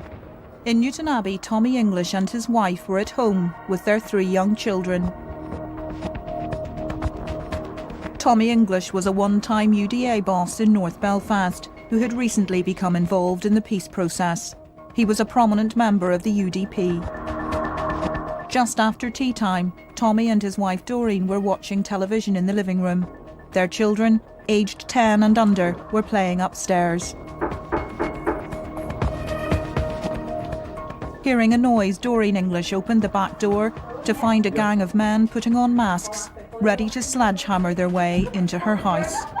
They were pushing me and shoving me and slapping me about with the guns to get out of the road, and just chaos, really. The biggest guy, he aimed the gun again, and I went for his face, just for his eyes, to try and stop him, seeing what he was doing. And after that, I was hitting the head and the face with the gun and punched it a few times. Tommy English was shot in the back as he tried to run upstairs towards his children. He stopped and sort of stared, And all of a sudden, 2 men came to the bottom of the stairs. And just really, it was really just bangs. You were hearing bangs and sort of blinking with the shock of the bang. And my dad started to fall backwards down the stairs. He landed in the hallway. They'd beaten my mum so bad, she was literally blood smeared all over her face, her clothes. We actually thought it was my dad's blood. The gunman left, and Mark's young sister Charlize ran into the street. I ran out the door, screaming for help in my bare feet, and I got to the neighbours and bashed their window, screaming for help, saying something's happened to my daddy, I need help. And they told me to go away, but I think they thought it was a Halloween prank, and so I just kept running and screaming. Minutes later, 2 of the gunmen came back. They ran to Thomas first, checked Thomas, and I lifted the phone and I could hear what sounded to be the biggest one shouting, "Get back here now and finish the bastard off." 3 times he shouted that, and I was phoning for an ambulance. And then I started screaming, "Please leave him alone. Don't shoot him again." And the smaller one shot him again. Mark English and his twin brother Thomas Jr., pictured here as toddlers, were beside their father as he lay dying at the bottom of the stairs. We were terrified, really terrified. We couldn't stop screaming. We sort of stood for a while and in shock. We couldn't move. We were screaming. It was absolutely horrendous, horrifying for a child of that age to watch their own parent die. Soon after the murder, police contacted Doreen with news of a potential lead. A man had been caught on CCTV buying the sledgehammer which had been used in the attack. But Doreen English was about to get a terrible shock. They brought me in and asked me if I would look at the photograph to see if I knew the person in it. And it was horrendous. I just couldn't believe my eyes. The man she was looking at in the footage is her brother, Neil Pollock. It was one of the worst things I've ever had to do, was to say that's my brother. You know, it was just heart-wrenching. Doreen helped to raise her young brother, seen here as a page boy at her wedding to Tommy. Neil would join the couple on family holidays. Every day at the trial, Doreen faced her brother in the dock. He was found guilty of possessing an item intended for terrorism and of intent to pervert the course of justice. But Doreen believes he knows a lot more about her husband's death. What would you say to your brother Neil today? Because he could help put your husband's murderers away.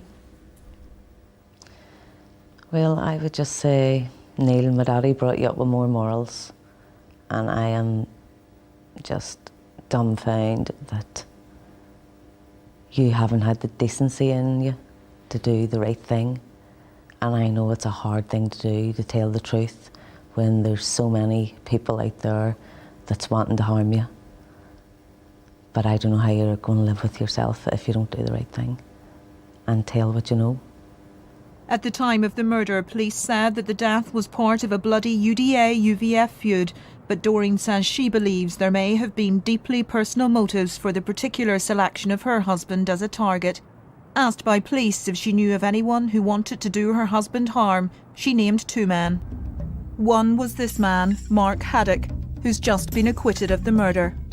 Haddock and Thomas never seen eye to eye, for the simple reason Thomas was in the UDA, he was in the UVF.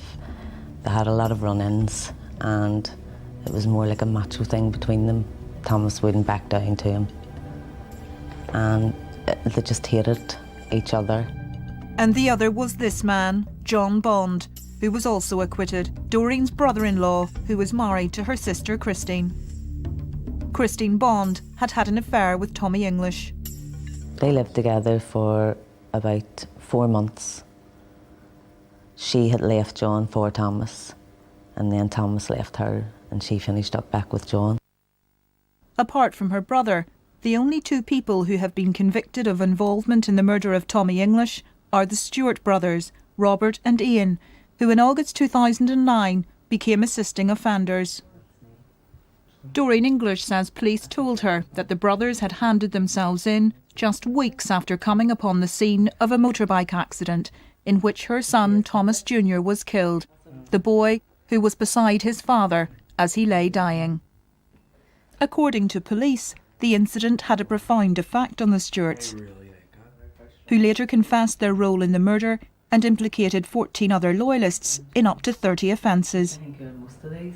They said that they'd been having a hard time dealing with their part in Thomas's murder, and that our son died in a wee motorbike accident, and they said that they passed the scene that night that he died and saw him, and after that they went to England for a couple of weeks and then basically couldn't live with themselves. It was like the last straw for them that broke their back, so they handed themselves in.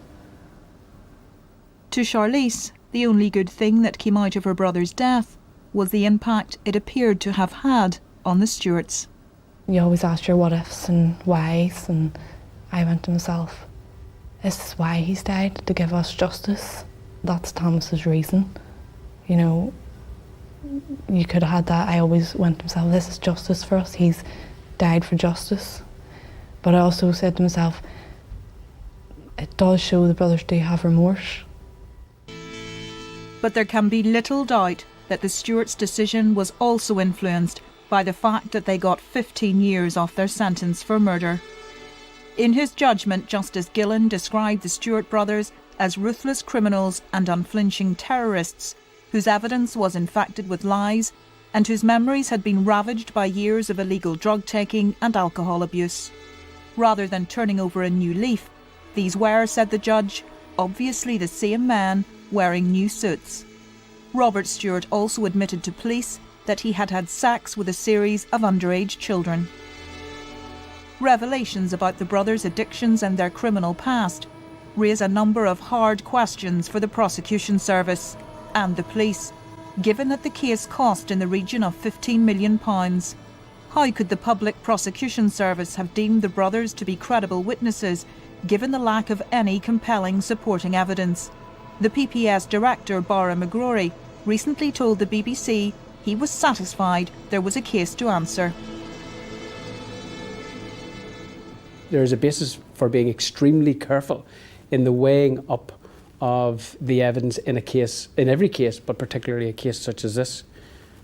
But I'm certainly satisfied that there was a very careful consideration of the material in this case.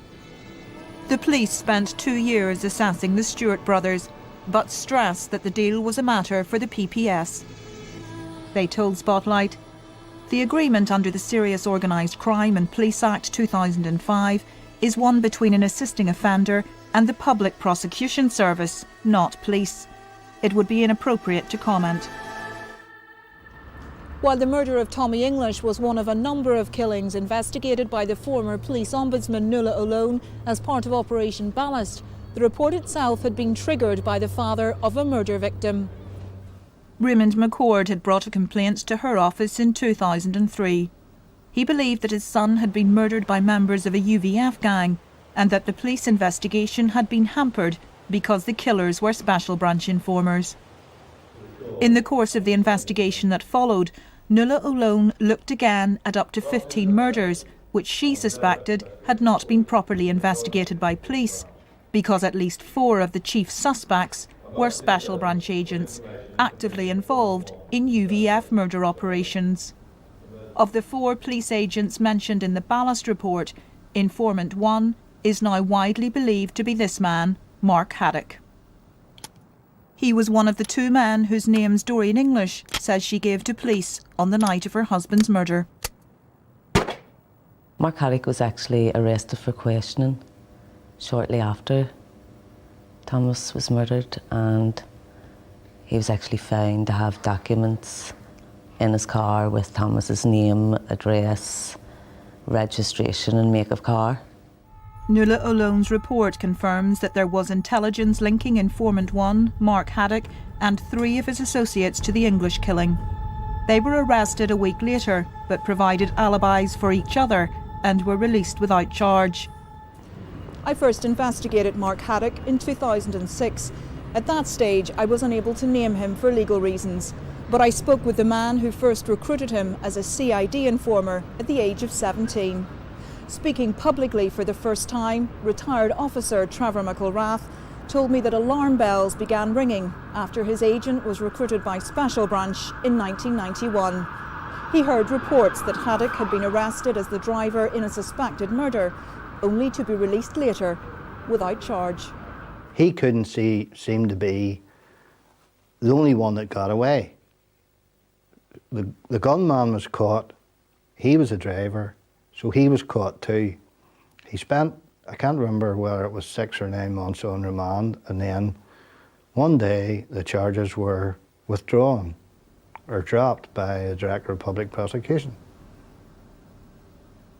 But from the moment he got into the murder car, he was never going to be prosecuted for that murder bid? No. Because he was an informer? Correct. In 2006, McElrath was adamant that he had alerted his superiors to the fact that an agent was out of control, but he was repeatedly ignored. How high up did this go? Senior ranking policeman would have known? Yes, senior ranking policeman. In the 1990s, most of the UVF's victims in North Belfast were loyalists, members of their own community. But some of the attacks on local nationalists were purely sectarian, including the one Mark Haddock and his gang are alleged to have carried out on this man, whose case was also re-examined as part of Operation Ballast. In March 1992, John Flynn worked for a Catholic taxi firm near Mount Vernon. One evening he was called to White Abbey Hospital, where a gunman was lying in wait. Went down to Ward 5, hit the horn. Maybe about 2 minutes later, somebody appeared out of the darkness with a grey hooded top, hooded a weapon. It didn't go off, so I ran and he ran after me. I fell and he stood over me, and the weapon didn't work again, you know. I don't know where I got the strength from, but I got off the ground anyway and I grabbed him and the weapon. I knew once I got my hands on it that I had a chance, you know. He wouldn't let go of it, I wouldn't let go of it. 2 of us were fighting with our heads, so I lifted him, clean off the ground, the 2 of us, through the window in the doctor's surgery at White Abbey Hospital. Was the attacker masked? No. What did he look like? Well, I gave a photo fit in the police station, and he dark hair, short dark hair, skinhead types, moustache, well built, tattoo. Where was the tattoo? On his arm, ham. The description resembles some of the details of Mark Haddock's appearance. Trevor McElrath said he remembers that intelligence sources at the time pointed to Haddock. Agents after that told us that Haddock had done that.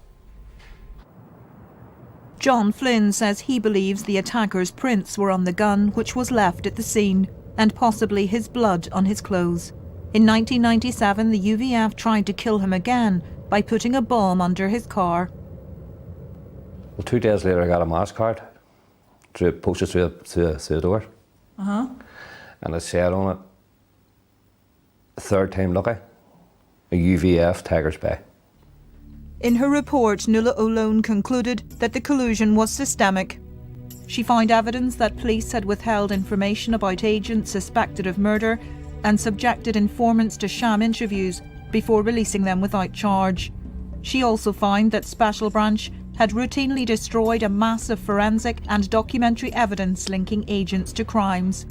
Nuala O'Lone was convinced that this was a deliberate strategy and that junior officers could not have operated as they did without what she called knowledge and support at the highest levels of the RUC PSNI. It was very, very shocking. It remains shocking to this day. And where we had found clear evidence of collusion, where we had found clear evidence that crimes which had been admitted to, crimes of which police were aware had not been prosecuted, crimes which clearly required proper investigation and hadn't been investigated. Nuala O'Lone was so shocked by the potential scale of the collusion that she recommended that not only should the killers be investigated properly, but also, at the same time, allegations that handlers and their superiors had been involved in murder. But so far, not a single charge has resulted from the second investigation. So why has one of the investigations fallen so far behind the other? In 2007, the Historical Inquiries team was asked to implement the recommendations of the Ballast Report. The lawyer who acts on behalf of some of the victims says that his impression was that the HET was making good progress. The Historical Inquiries team were getting their teeth into this case, as I understand it, and were examining all aspects, including the sensitive issue of the investigation of handlers. In 2009, the investigation into Loyalist killings was transferred from the HET to the police's Serious Crime Branch.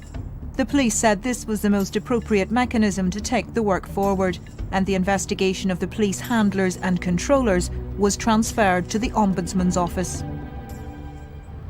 But 3 years later, there appears to have been little movement. We understand that as recently as last month, there were just 2 officers assigned to the investigation of handlers and controllers suspected of involvement in serious crimes, including murder. A situation which we understand the Ombudsman has attributed to a serious lack of resources. Nuala O'Lone says if that's the case, it's just not good enough. I tell you something, it is possible to do this with maybe a dozen members of staff. It is possible to do it.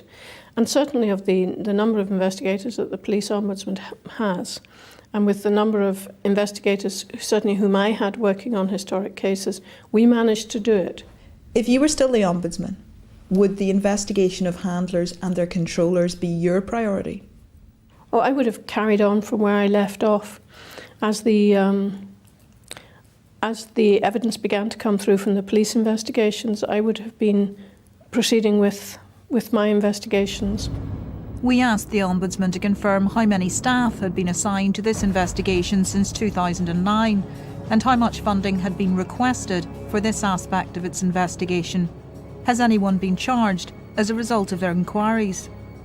It said, it's not appropriate to discuss the number and nature of the staff involved in that investigation, nor is it appropriate to discuss its operational resourcing in any detail.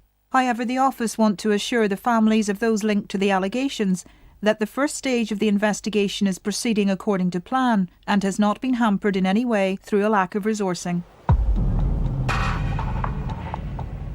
Some of the families of the victims are also deeply troubled by the fact that they had thought that both investigations into the alleged killers and the police handlers were being supervised by a specially established oversight panel consisting of Nuala O'Lone and a leading barrister, Richard Harvey.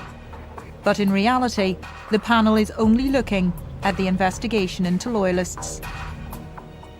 One of the concerns that Richard Harvey and I have sitting as the independent monitoring panel for the police, ongoing police investigations is that if the police ombudsman isn't doing the handler and controller stuff, if they're not investigating that, but the police are investigating murders, it's not impossible that you might end up with somebody charged in court who turns around in court and says, well, actually, my handler told me I could do this. And then there would be serious problems. So it's very important that the police ombudsman is working as fast as the police are. Some of those who criticise the speed of the investigation into handlers believe that the failure of the recent Supergrass trial may have been a deliberate attempt to frustrate justice.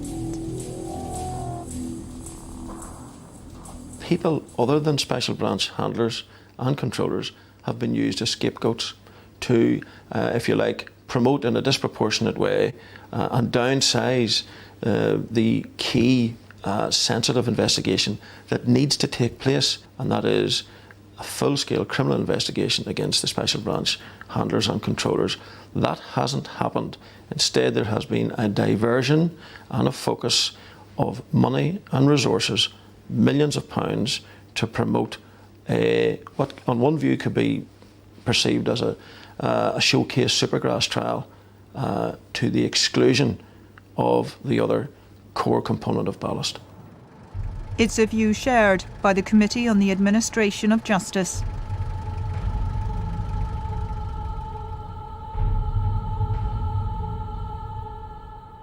It is a mystery to us sitting on the outside of this as to why no other prosecutions have taken place prior to this in relation to the matters that were uncovered in the ballast report that would have used other types of evidence that would have been perhaps somewhat more effective than the type of evidence that has been presented in the recent trial.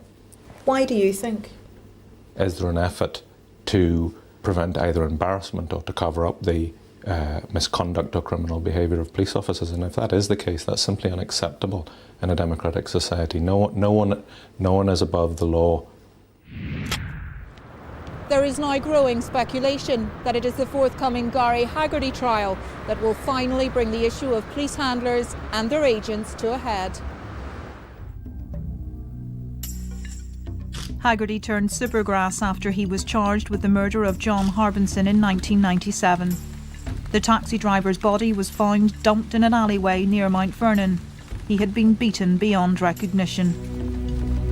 Haggerty's co-accused in that case is Mark Haddock.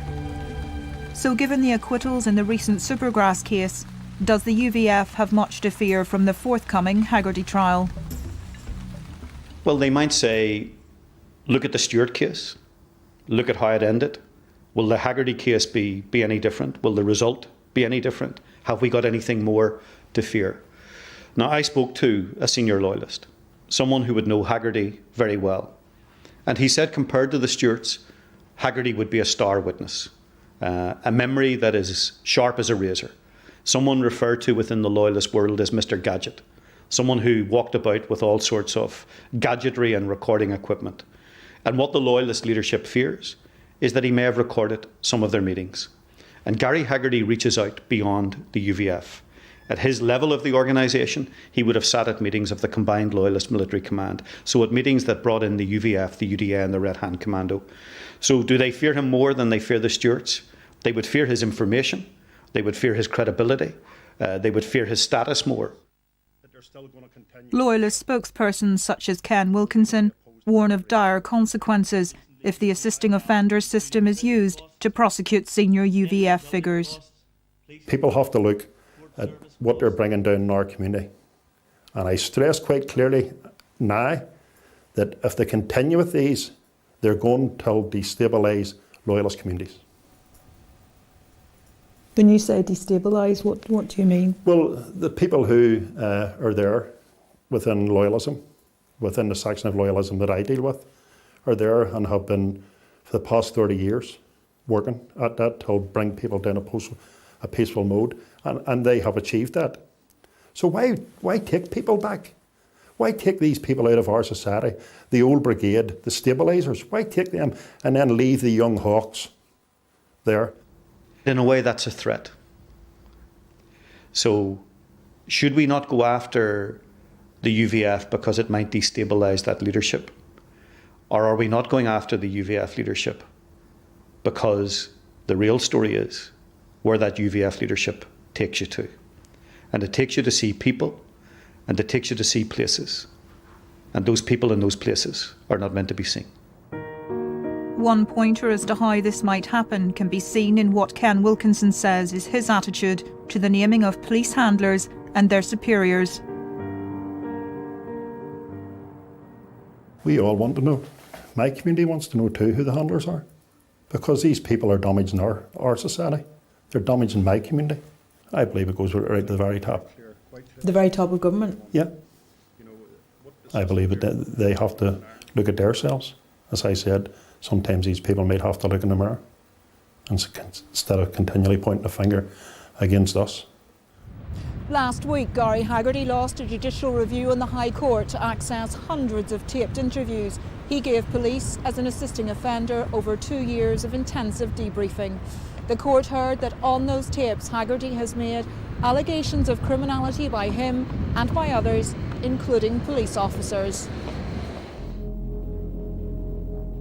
The Haggerty case offers a significant opportunity to advance the investigation of police handlers, according to Nuala O'Lone.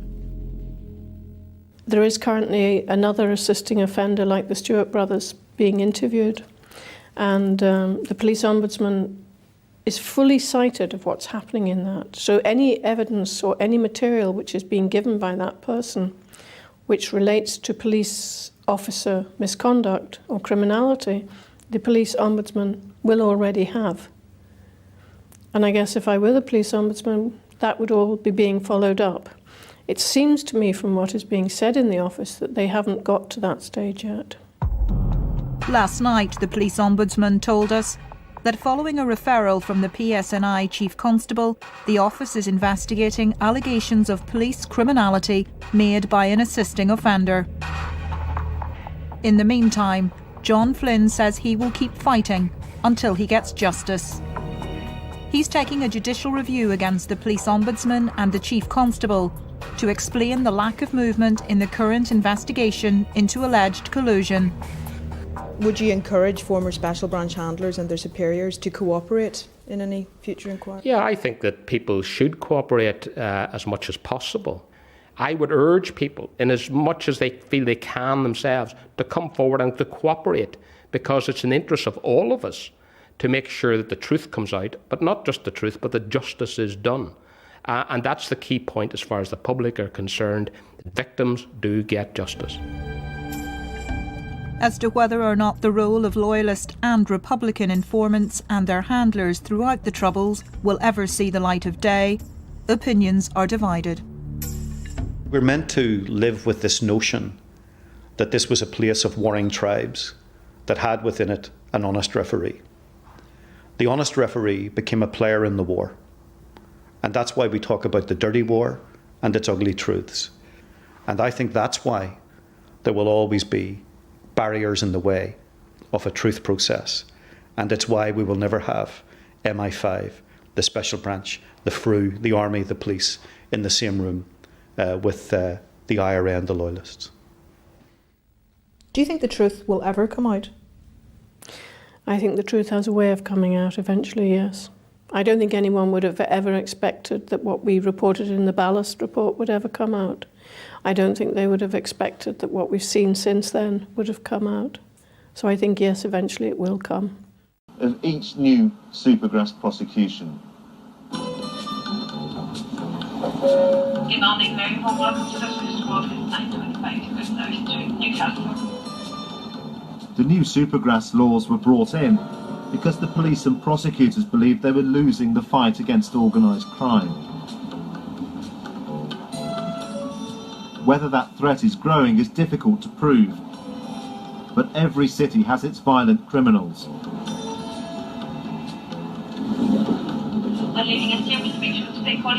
Newcastle upon Tyne is no exception. We have evidence that the gunman lay in wait to kill Mr. Knight, and we certainly cannot rule out the possibility that it was as a result of a feud. Gangster Freddie Knights was shot dead on his mother's doorstep. Police suspected he'd been killed by rivals. The chief suspect was John Sayers, a leading member of a well-known Tyneside crime family. My dad and his brothers and his cousins, they've all been in prison. My dad got shot. My younger brother Michael, he got shot 6 times and survived. In 1990 I got 15 years for conspiracy to rob.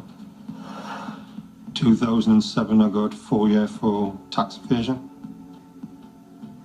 And in between that I've had 2-3 years on remand for different offences. John Sayers and some of his associates were charged with the murder of Freddie Knight. They said I had organised it. How? By planning it. The murder trial was moved to Leeds amid high security. Armed police brought the defendants to court. Surveillance teams filmed everyone arriving. Despite the huge effort, there was still a serious security breach. A juror was phoned and threatened. Police investigated, but couldn't link it to anyone, so the trial carried on. 3 men were convicted of manslaughter, but not John Sayers. John Henry Sayers was acquitted of all the charges after the 3-month trial at Leeds Crown Court. Although John Sayers was now a free man, he believed he would always be a police target. I knew they would leave us alone for a short while because they had been embarrassed.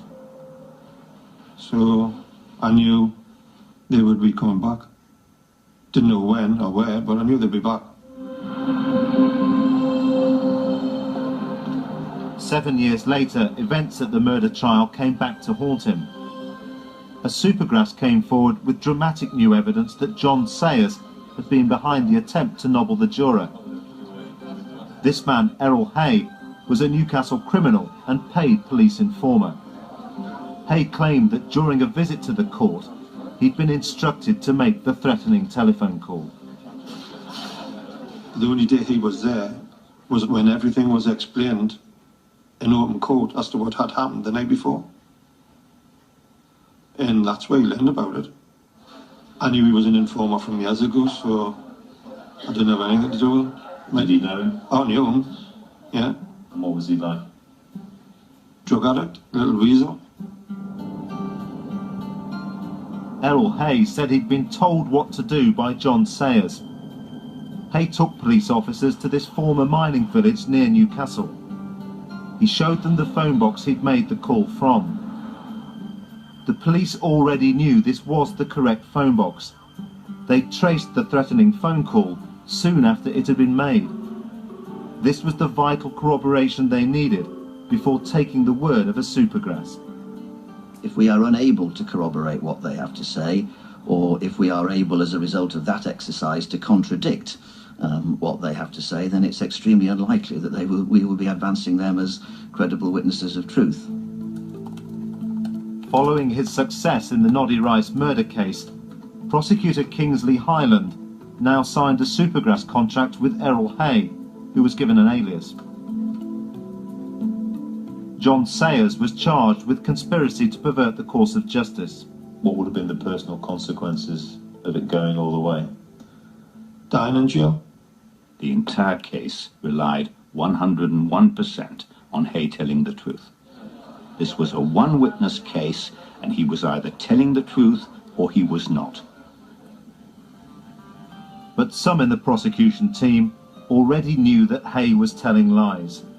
He'd beefed up his story by telling the police he'd made not just one phone call to the juror in Leeds, but 2. Again, he took them to the phone box he said he'd used. But this time when the police checked, there'd been no phone call. They couldn't find any record of anyone calling Leeds that night. And it called Hay's credibility into question. If he couldn't be believed about this call, why should he be believed about making that first threatening call? The CPS knew, but the defence didn't, that no such call to Leeds that night could have been made from any of 48 boxes that were trawled and investigated within a 3-mile radius.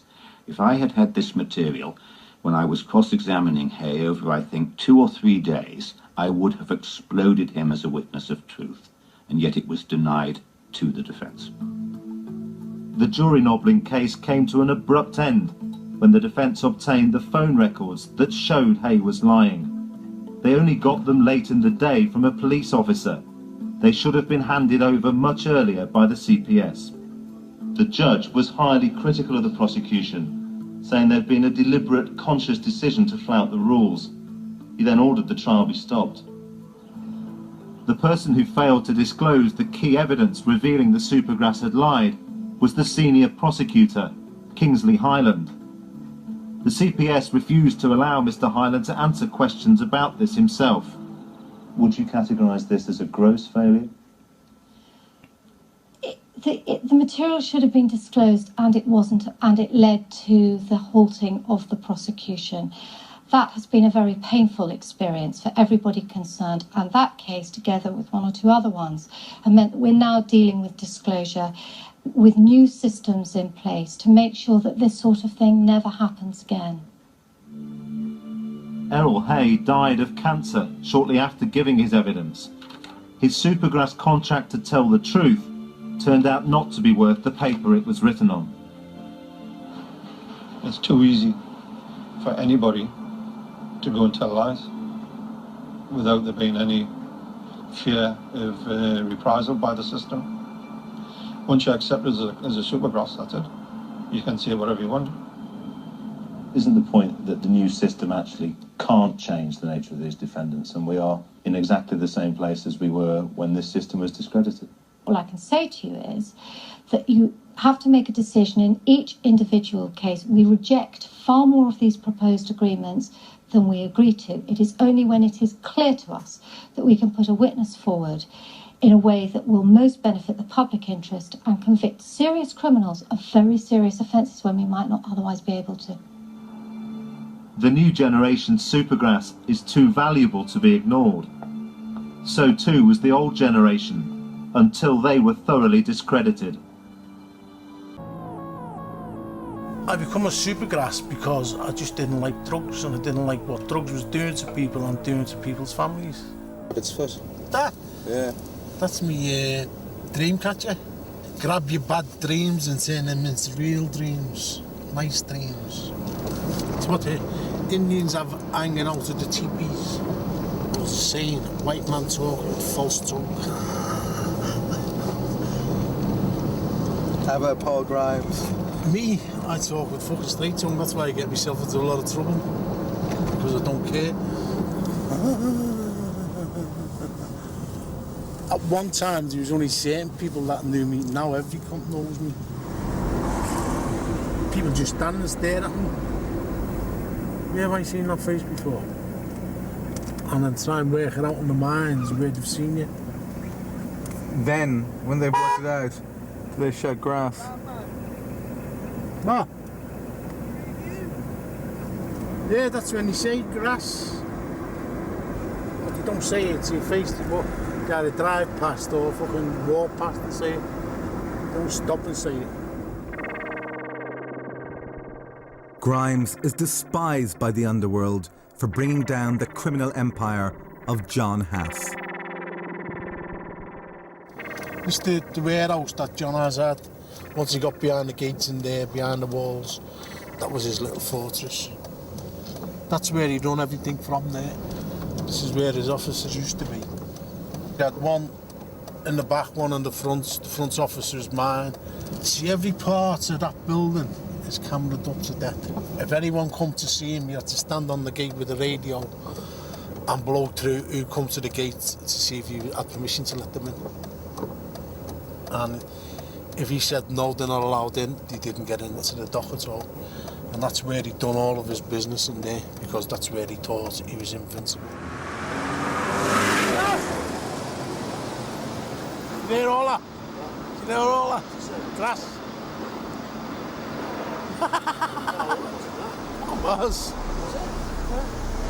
Within minutes of Grimes' return visit, trouble started. A security guard had recognised him. What's Paul Grimes doing here? I hope he's got 2 fucking police officers with him. Do you know who that cunt is? Lying little fucking shit. Don't fucking bring him near me. Who? That little fucking prick in there. This fairy story in that book. He's a lying little bastard. Men from the pallet yard across the street approached the warehouse, brandishing metal bars. Grimes made a hasty getaway. That evening, the car was smashed up and a lump of concrete thrown through the windscreen. That fella who's got the pallet yard across the street, I don't know what he's screaming about. John has set his fucking pallet yard on fire and shot a bullet at him so he could put a camera on to keep an eye on his property to get money. You know, and he doesn't even fucking know that, this stupid.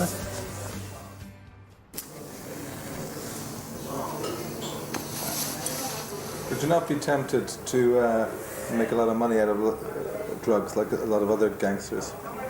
No. Not at all. Why? Because I believe is what I keep going. I'm not into killing people. Do you have to be that brutal in order to? All it breaks down to you've got no feelings on what you're doing to people. Plus, you mustn't have feelings about your own kids and your own families to do things like that. And all they're interested in is making money, making big profits. Grimes's war against drugs would take him head-to-head against some of Liverpool's biggest ever criminals.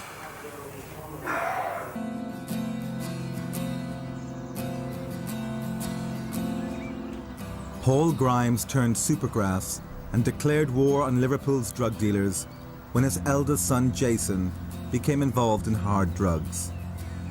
Jason had managed to escape Liverpool and a life of crime by joining the Royal Navy. But the drugs still found him.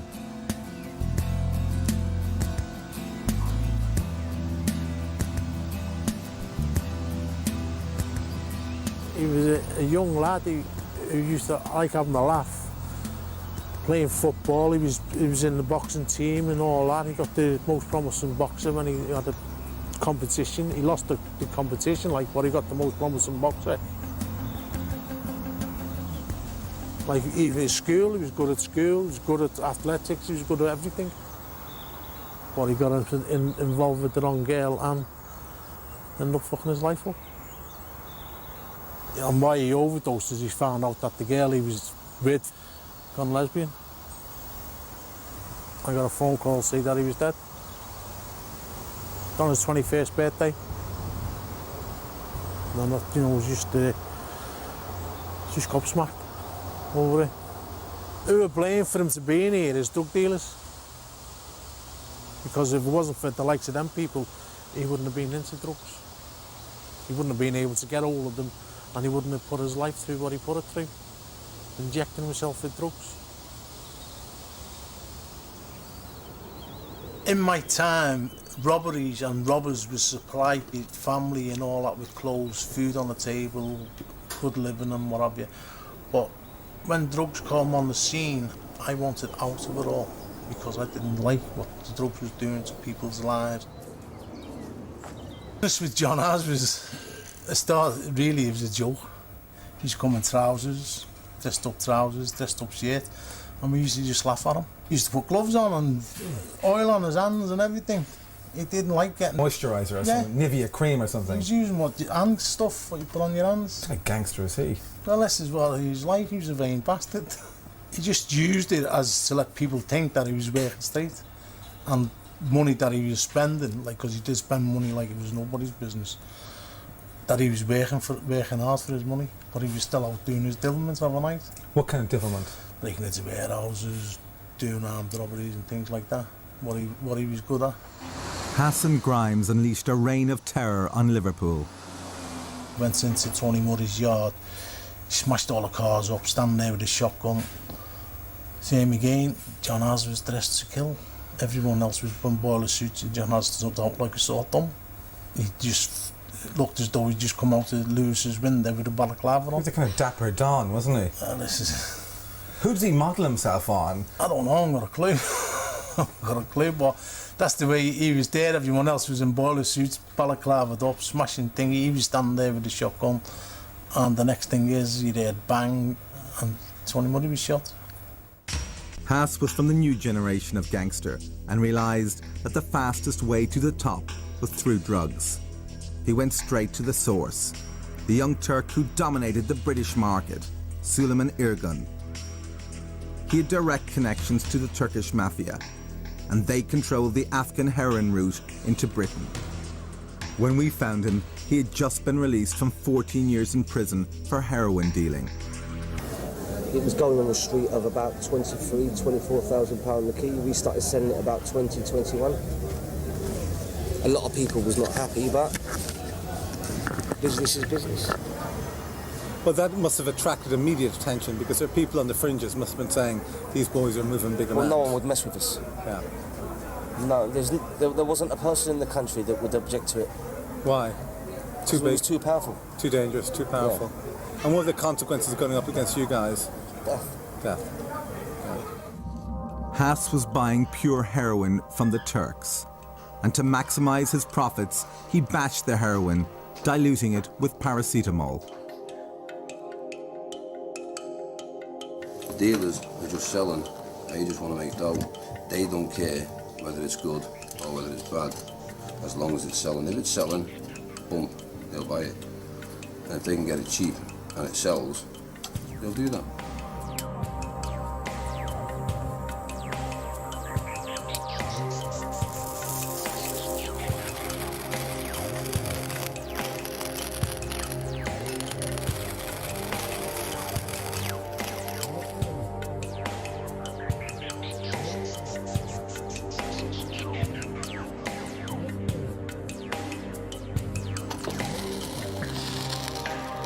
You wanted, you could have had?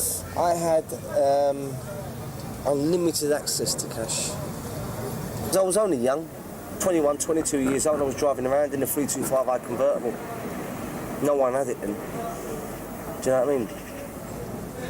I came home with £250,000, emptied it on the living room floor, looked at it and just thought nothing.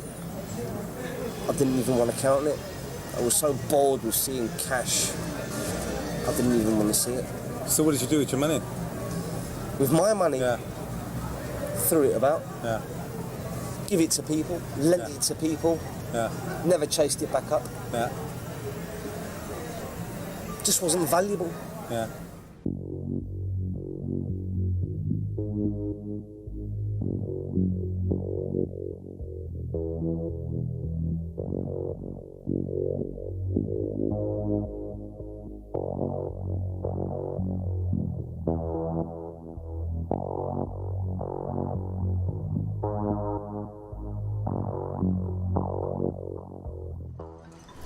That was my first baby, wasn't it? And as his father used to say, Mummy's boy.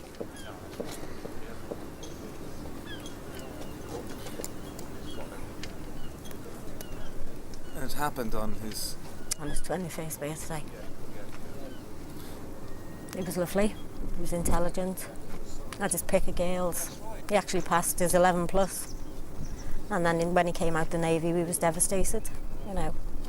And then his life just went like sort of downhill from then. But when he died, he was a picture of health. He'd never touched drugs for 7.5 months. And he did it without medication or nothing. So he tried to wean himself off? He did it himself. He did it all himself. Cold turkey? He did it all himself. And then one relapse? And 10 days later, that was it. Jason's death tore the family apart. Paul promised to get even with the heroin dealers. The opportunity came from an unexpected source.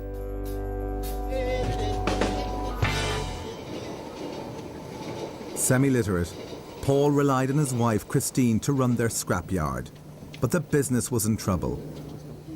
He was soon called in for a meeting with Customs and Excise. Like I had 2 meetings with the customs over one of my businesses because you owe VAT and all that. After they had the meeting, I asked them, without me accountant being there, if I heard anything about drug deals, was they interested? And he said, yeah. And he'd give me his phone number, put his name on it. He'd hear anything, give us a ring. It was like, you tell us what you know and different things, and, you know, we'll squash that VAT bill. And how much was the VAT bill for? I think it was about £126,000. Grimes got the opportunity soon afterwards. he was offered 32 tons of scrap lead by his brother, Snowball. They wanted to sell the ingots. And because I had a scrap metal business, I got involved in it then. His brother, Snowball, told Paul that the ingots had been used to conceal a massive shipment of cocaine, £70 million worth, masterminded by Curtis Cocky Warren. The people that he was involved with his first shipment and come in, was told to bury the ingots and leave them buried, forget all about them. But because of greed, they didn't. No family left. None of his family spoke to him. None of his family spoke to him for a long time. It took his mum a long time to speak to him again, you know. His dad used to say, have you seen Tom Jones? And he'd say, you know, who's Tom Jones? And he'd go, you know, the green, green grass of home. Customs were following them and had their every move under surveillance. I saw a man and a woman sitting down in the corner, drinking orange juice. Her handbag attracted my attention. Just her handbag, it's not me. I looked at it and I thought, she's old Bill, right? Do you know what I mean? And I mentioned that. No one really batted an eyelid. And I said, I ain't comfortable. So I got up and walked out. In July 1993, Customs moved in on the gang. They found 55 kilograms of heroin and £840,000 in cash. The Turks were sentenced to 14 years and Haas received 18. But in a scam that would embarrass the country's political elite, John Haas would famously bluff his way out of prison and become Grimes's next target. The mid-1990s saw Michael Howard as Home Secretary. The Conservatives knew where they stood when it came to crime. It's time to birch violent young thugs. If someone has 17 previous offences, it must be a minor clue that while they're out on bail, they might do it again. We are the party of law and order. Michael, stand and deliver.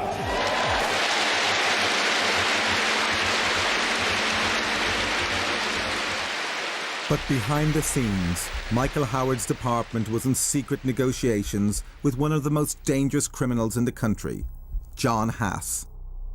Haas had been caught with £18 million worth of heroin and was looking to get his sentence reduced. He called upon Britain's leading criminal families for help. One of them was Paul Ferris, Glasgow's most notorious crime godfather. He had been a hitman and drug dealer and was known for kneecappings and gun running. What I do know is John Haas, who was on remand at that time in Liverpool, and they were putting together a £50,000 package for a procurement of arms to get him bail or a reduced sentence. Dominic Noonan and his family rule gangland Manchester. With convictions for armed robbery and prison escape, he was an ideal person to help in Haas's scam. It's a well-known fact that criminals who are in situations and they've got money behind them will buy guns and plant them and say, I'll tell you where guns are. He was getting firearms, putting them in a designated area, phoning the cops up, they come and get the firearms. Firearms are off the streets, they make an application for bail based on the material that they've got, or they put it towards presentation to the judge for a reduced sentence. From inside his prison cell, Haas gave accurate locations for over 18 consignments of weapons, over 85 shotguns, 24 machine guns, 14 automatic weapons, 2,000 rounds of ammunition, and Semtex. But the information he supplied brought no arrests. He kidded everyone. To war, guns he had planted, Semtex he had planted, he had everything fucking planted to get him off with the 18 years. I suppose anyone who's getting that kind of stuff handed over will get whatever they want of the government. Semtex, isn't it? Don't want that in the wrong hands, do we? Semtex. He had someone planting that in cars and fucking things like that. You don't get that done for nothing. I'll say he spent about 200 grand off record. Fair play to him. I mean, if you've got that kind of money, you can pay them off and get things done, do it. Haas had done a deal with the Turks.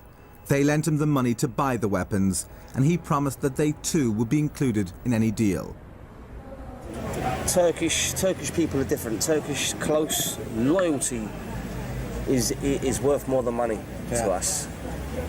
Hass's gang was involved with greed and deception. That's all they were after. Double-crossed, the Turks were left to serve their 14-year sentence, while Hass was granted a royal pardon, authorised by Michael Howard. Following our investigation, the circumstances surrounding Michael Howard's decision to release John Hass are now the subject of a top-level Home Office inquiry. Back on the streets and back in business, Hass set up Big Brother security. He based himself in a huge warehouse complex on Liverpool docks.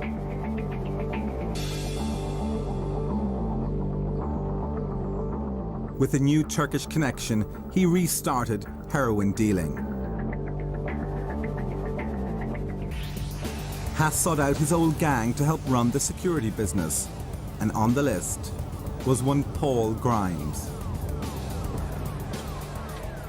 John has turned up and asked me who we work for, on security, blah, blah, blah, and all that carry on.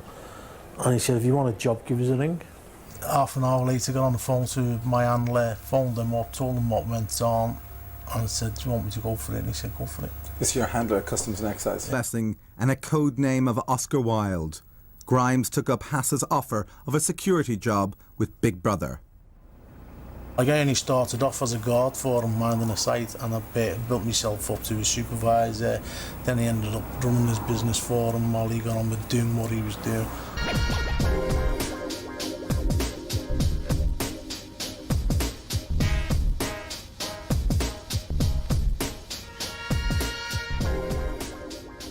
I gained his trust. See, the reason why I got so close to Az is because I knew him years ago, and he knew that I was a stand-up fella then. You know, and that's how I got close to him.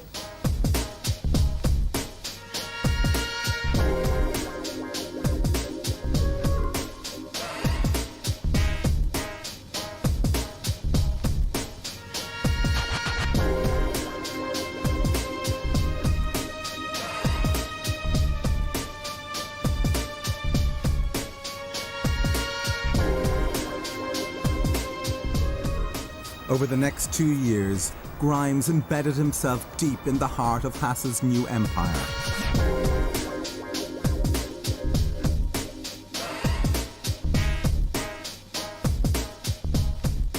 Grimes had access to all areas of the vast warehouses Hass controlled. He even supplied hydrofluoric acid for an acid bath in the cellars. Further down was a shooting range where criminals were invited to test guns they were thinking of buying.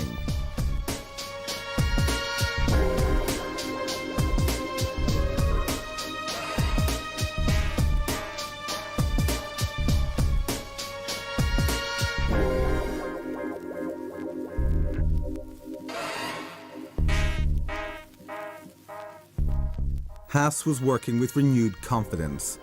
After his royal pardon, he felt invincible. But behind the scenes, Grimes was secretly reporting his every move to customs. I used to have to meet them. I'd have to say, I'll meet you at, say, 10:30 at such and such a cafe. I've got half an hour with you, or 10 minutes with you, and then I've got to be on the road. But I still had to have my phone on in case Az wanted to phone me to see where it was. The risk was quite big. I'm putting my life on the line. That's why I joined the gym and all that, because the stress that I was going under, I had to go to the gym and fucking work it off. Otherwise it had just exploded altogether. It is nerve-wracking.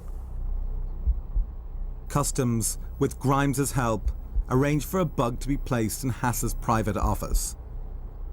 Grimes was putting his life on the line, but it supplied Customs with high-quality evidence. It's all nerve-wracking. what you've got to go through and all that kind of, and it's just all nerve-wracking. You know, because you like splitting yourself in half, and you're playing a bad guy, and you're playing a good guy. So you're getting yourself confused. To improve the information he was getting, Grimes recruited his second son, Heath, to work for the rapidly expanding Big Brother. That's Kirkland's over there. It's where he had all the windows smashed, so we could get the security on there, get the door. And every window in there he had smashed, now they're all plastic. Without telling customs, Grimes drove Heath around, teaching him the art of extortion. There's the place there. That one there, the one in town, the one out in Bootle. No, I don't know how many cars he set 6 cars on fire in one night. He was warned, I don't know how many times, to get away from us. He wasn't bothered, but as long as he was getting the fucking money off him. And he's talking, he was getting good money off him. He wasn't getting 100 quid here and 100 quid there, he was getting grands off him. Like you're talking, they're going to set a car on fire or 2 grand he was getting for doing that. That's a lot of fucking money. He's just going to throw petrol in a car and set it on fire. That's a lot of money, 5 minutes work for 2 grand. Set a club on fire, you're talking, I think he was getting 5-6 grand. When Grimes found out that Heath was getting involved in Hass's drug deals, he tried to warn him off. See, Heath was doing a lot of things for us, but not telling me about them. Like, I didn't know he took gear up to Scotland and was on his way back with 24 grand. I took off on him and I said, what was you doing going to Scotland with fucking drugs and coming back with money? You was only supposed to be doing what he was doing, not just fucking running drugs around. Becoming Supergrass and shopping your own son. Yeah. A lot of people would draw the line at family, wouldn't they?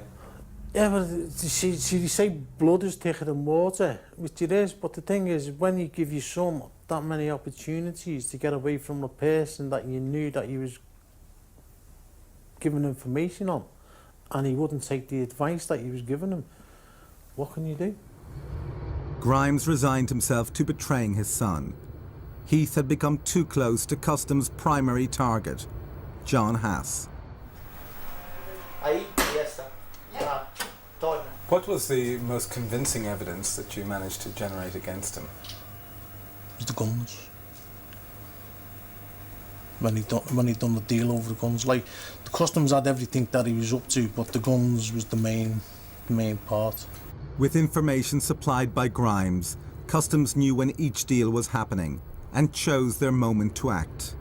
I was out on the site. John Hass phoned me up to come down to the dock. And I got down the dock, he said, Eve's on his way down, open the gate, let him in. And that was it. So Eve come in his car, let him in. He went over, spoke to us. A bag was handed to Eve, which was full of guns. I opened the gate, Eve went out, and that was it. And that was the deal that they got them on. Heath Grimes, John Hass, and 3 others were arrested in coordinated raids around Liverpool. The news came as a shock to Christine Grimes, Heath's mother. I was told about the arrest on the phone.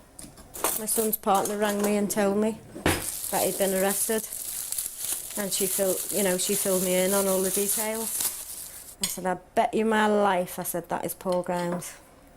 And it was. And it was. I could read him like a book. When I spoke to his father, after he was arrested, I turned around and I said, why didn't you, that is your son, why didn't you get him out? You've already lost one, why put another one, through sheer hell? You gave him the job, so therefore, you could have took the job off him. And then? He told me to F off and mind my own business. Thank you, bye. He really turned the key on that cell door. He turned the key on that door. And there's a lot of things I've forgave him for. That's one thing I could never ever forgive him for. Nothing. Nothing.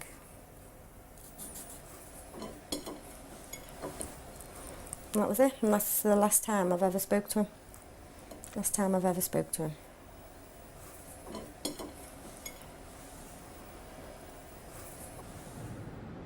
Grimes testified against Hass and his own son. This time there would be no royal pardons. As a result, Hass was sentenced to 13 years and Heath Grimes to 5 years.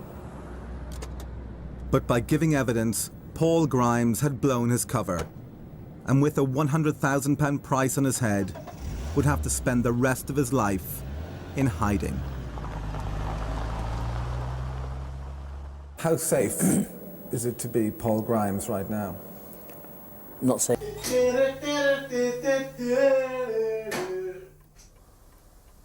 I'm in my old people's home, aren't I? That's where I live. An old people's home. That's where I live. All old people live here. I'm the youngest one that lives here. I'm happy. Got my telly, got my DVDs, got my stereo system. Got a pub round the corner, a pub round that corner, and a pub down the road. That's it, isn't it? I can walk around and hold my head up and be proud.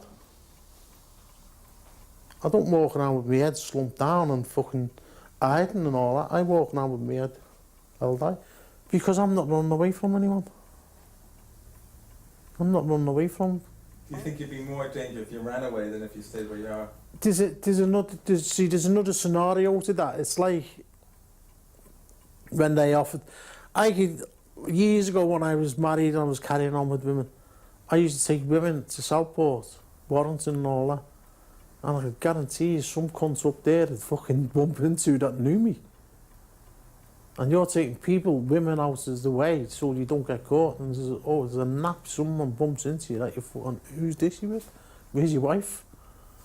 There's always someone who catches you.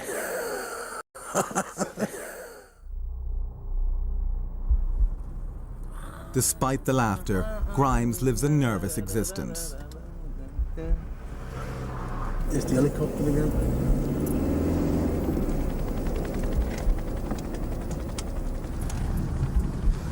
A week ago, Grimes's father died after a long illness. The news had hit the streets. Grimes feared the Underworld would take the opportunity to stage an ambush. When it came to Hass, not even funerals were off limits. It's supposed to be, aren't they? Hey, but when you got a fucking lunatic like John has, you know what I mean? He tried to get someone to throw grenades at the funeral, so what's he want to try and he was only fighting. Whereas I put him in jail, so it's an entirely different matter, isn't it? Right. Grimes was desperate to pay his respects, but struggled with the huge risks involved in attending the funeral. I've very rare come over to Liverpool, only unless I've got to. It's a shithole. Will they not eventually catch up with you and it's... Well, that's the chance I've got to take, innit? Az will probably do it when he gets out. He'll probably want to try and do it when he gets out himself. If he wants to try and do it, he can try it. But whether he succeeds or not, that's an entirely different matter. Too scared to be in the same street as his father's funeral, Grimes drives off. He is forced now to confront the reality of the life he had chosen. There is an old saying in me that your life is already being planned and mapped out for you when you're born. So maybe it's not me, it's my life. Maybe I was a bastard or done something wrong in my previous life, I don't know. And this is my punishment for that. After 12 years living in the shadow of death and the pressures of being amongst the people he betrayed, Grimes is now trying to leave his native city.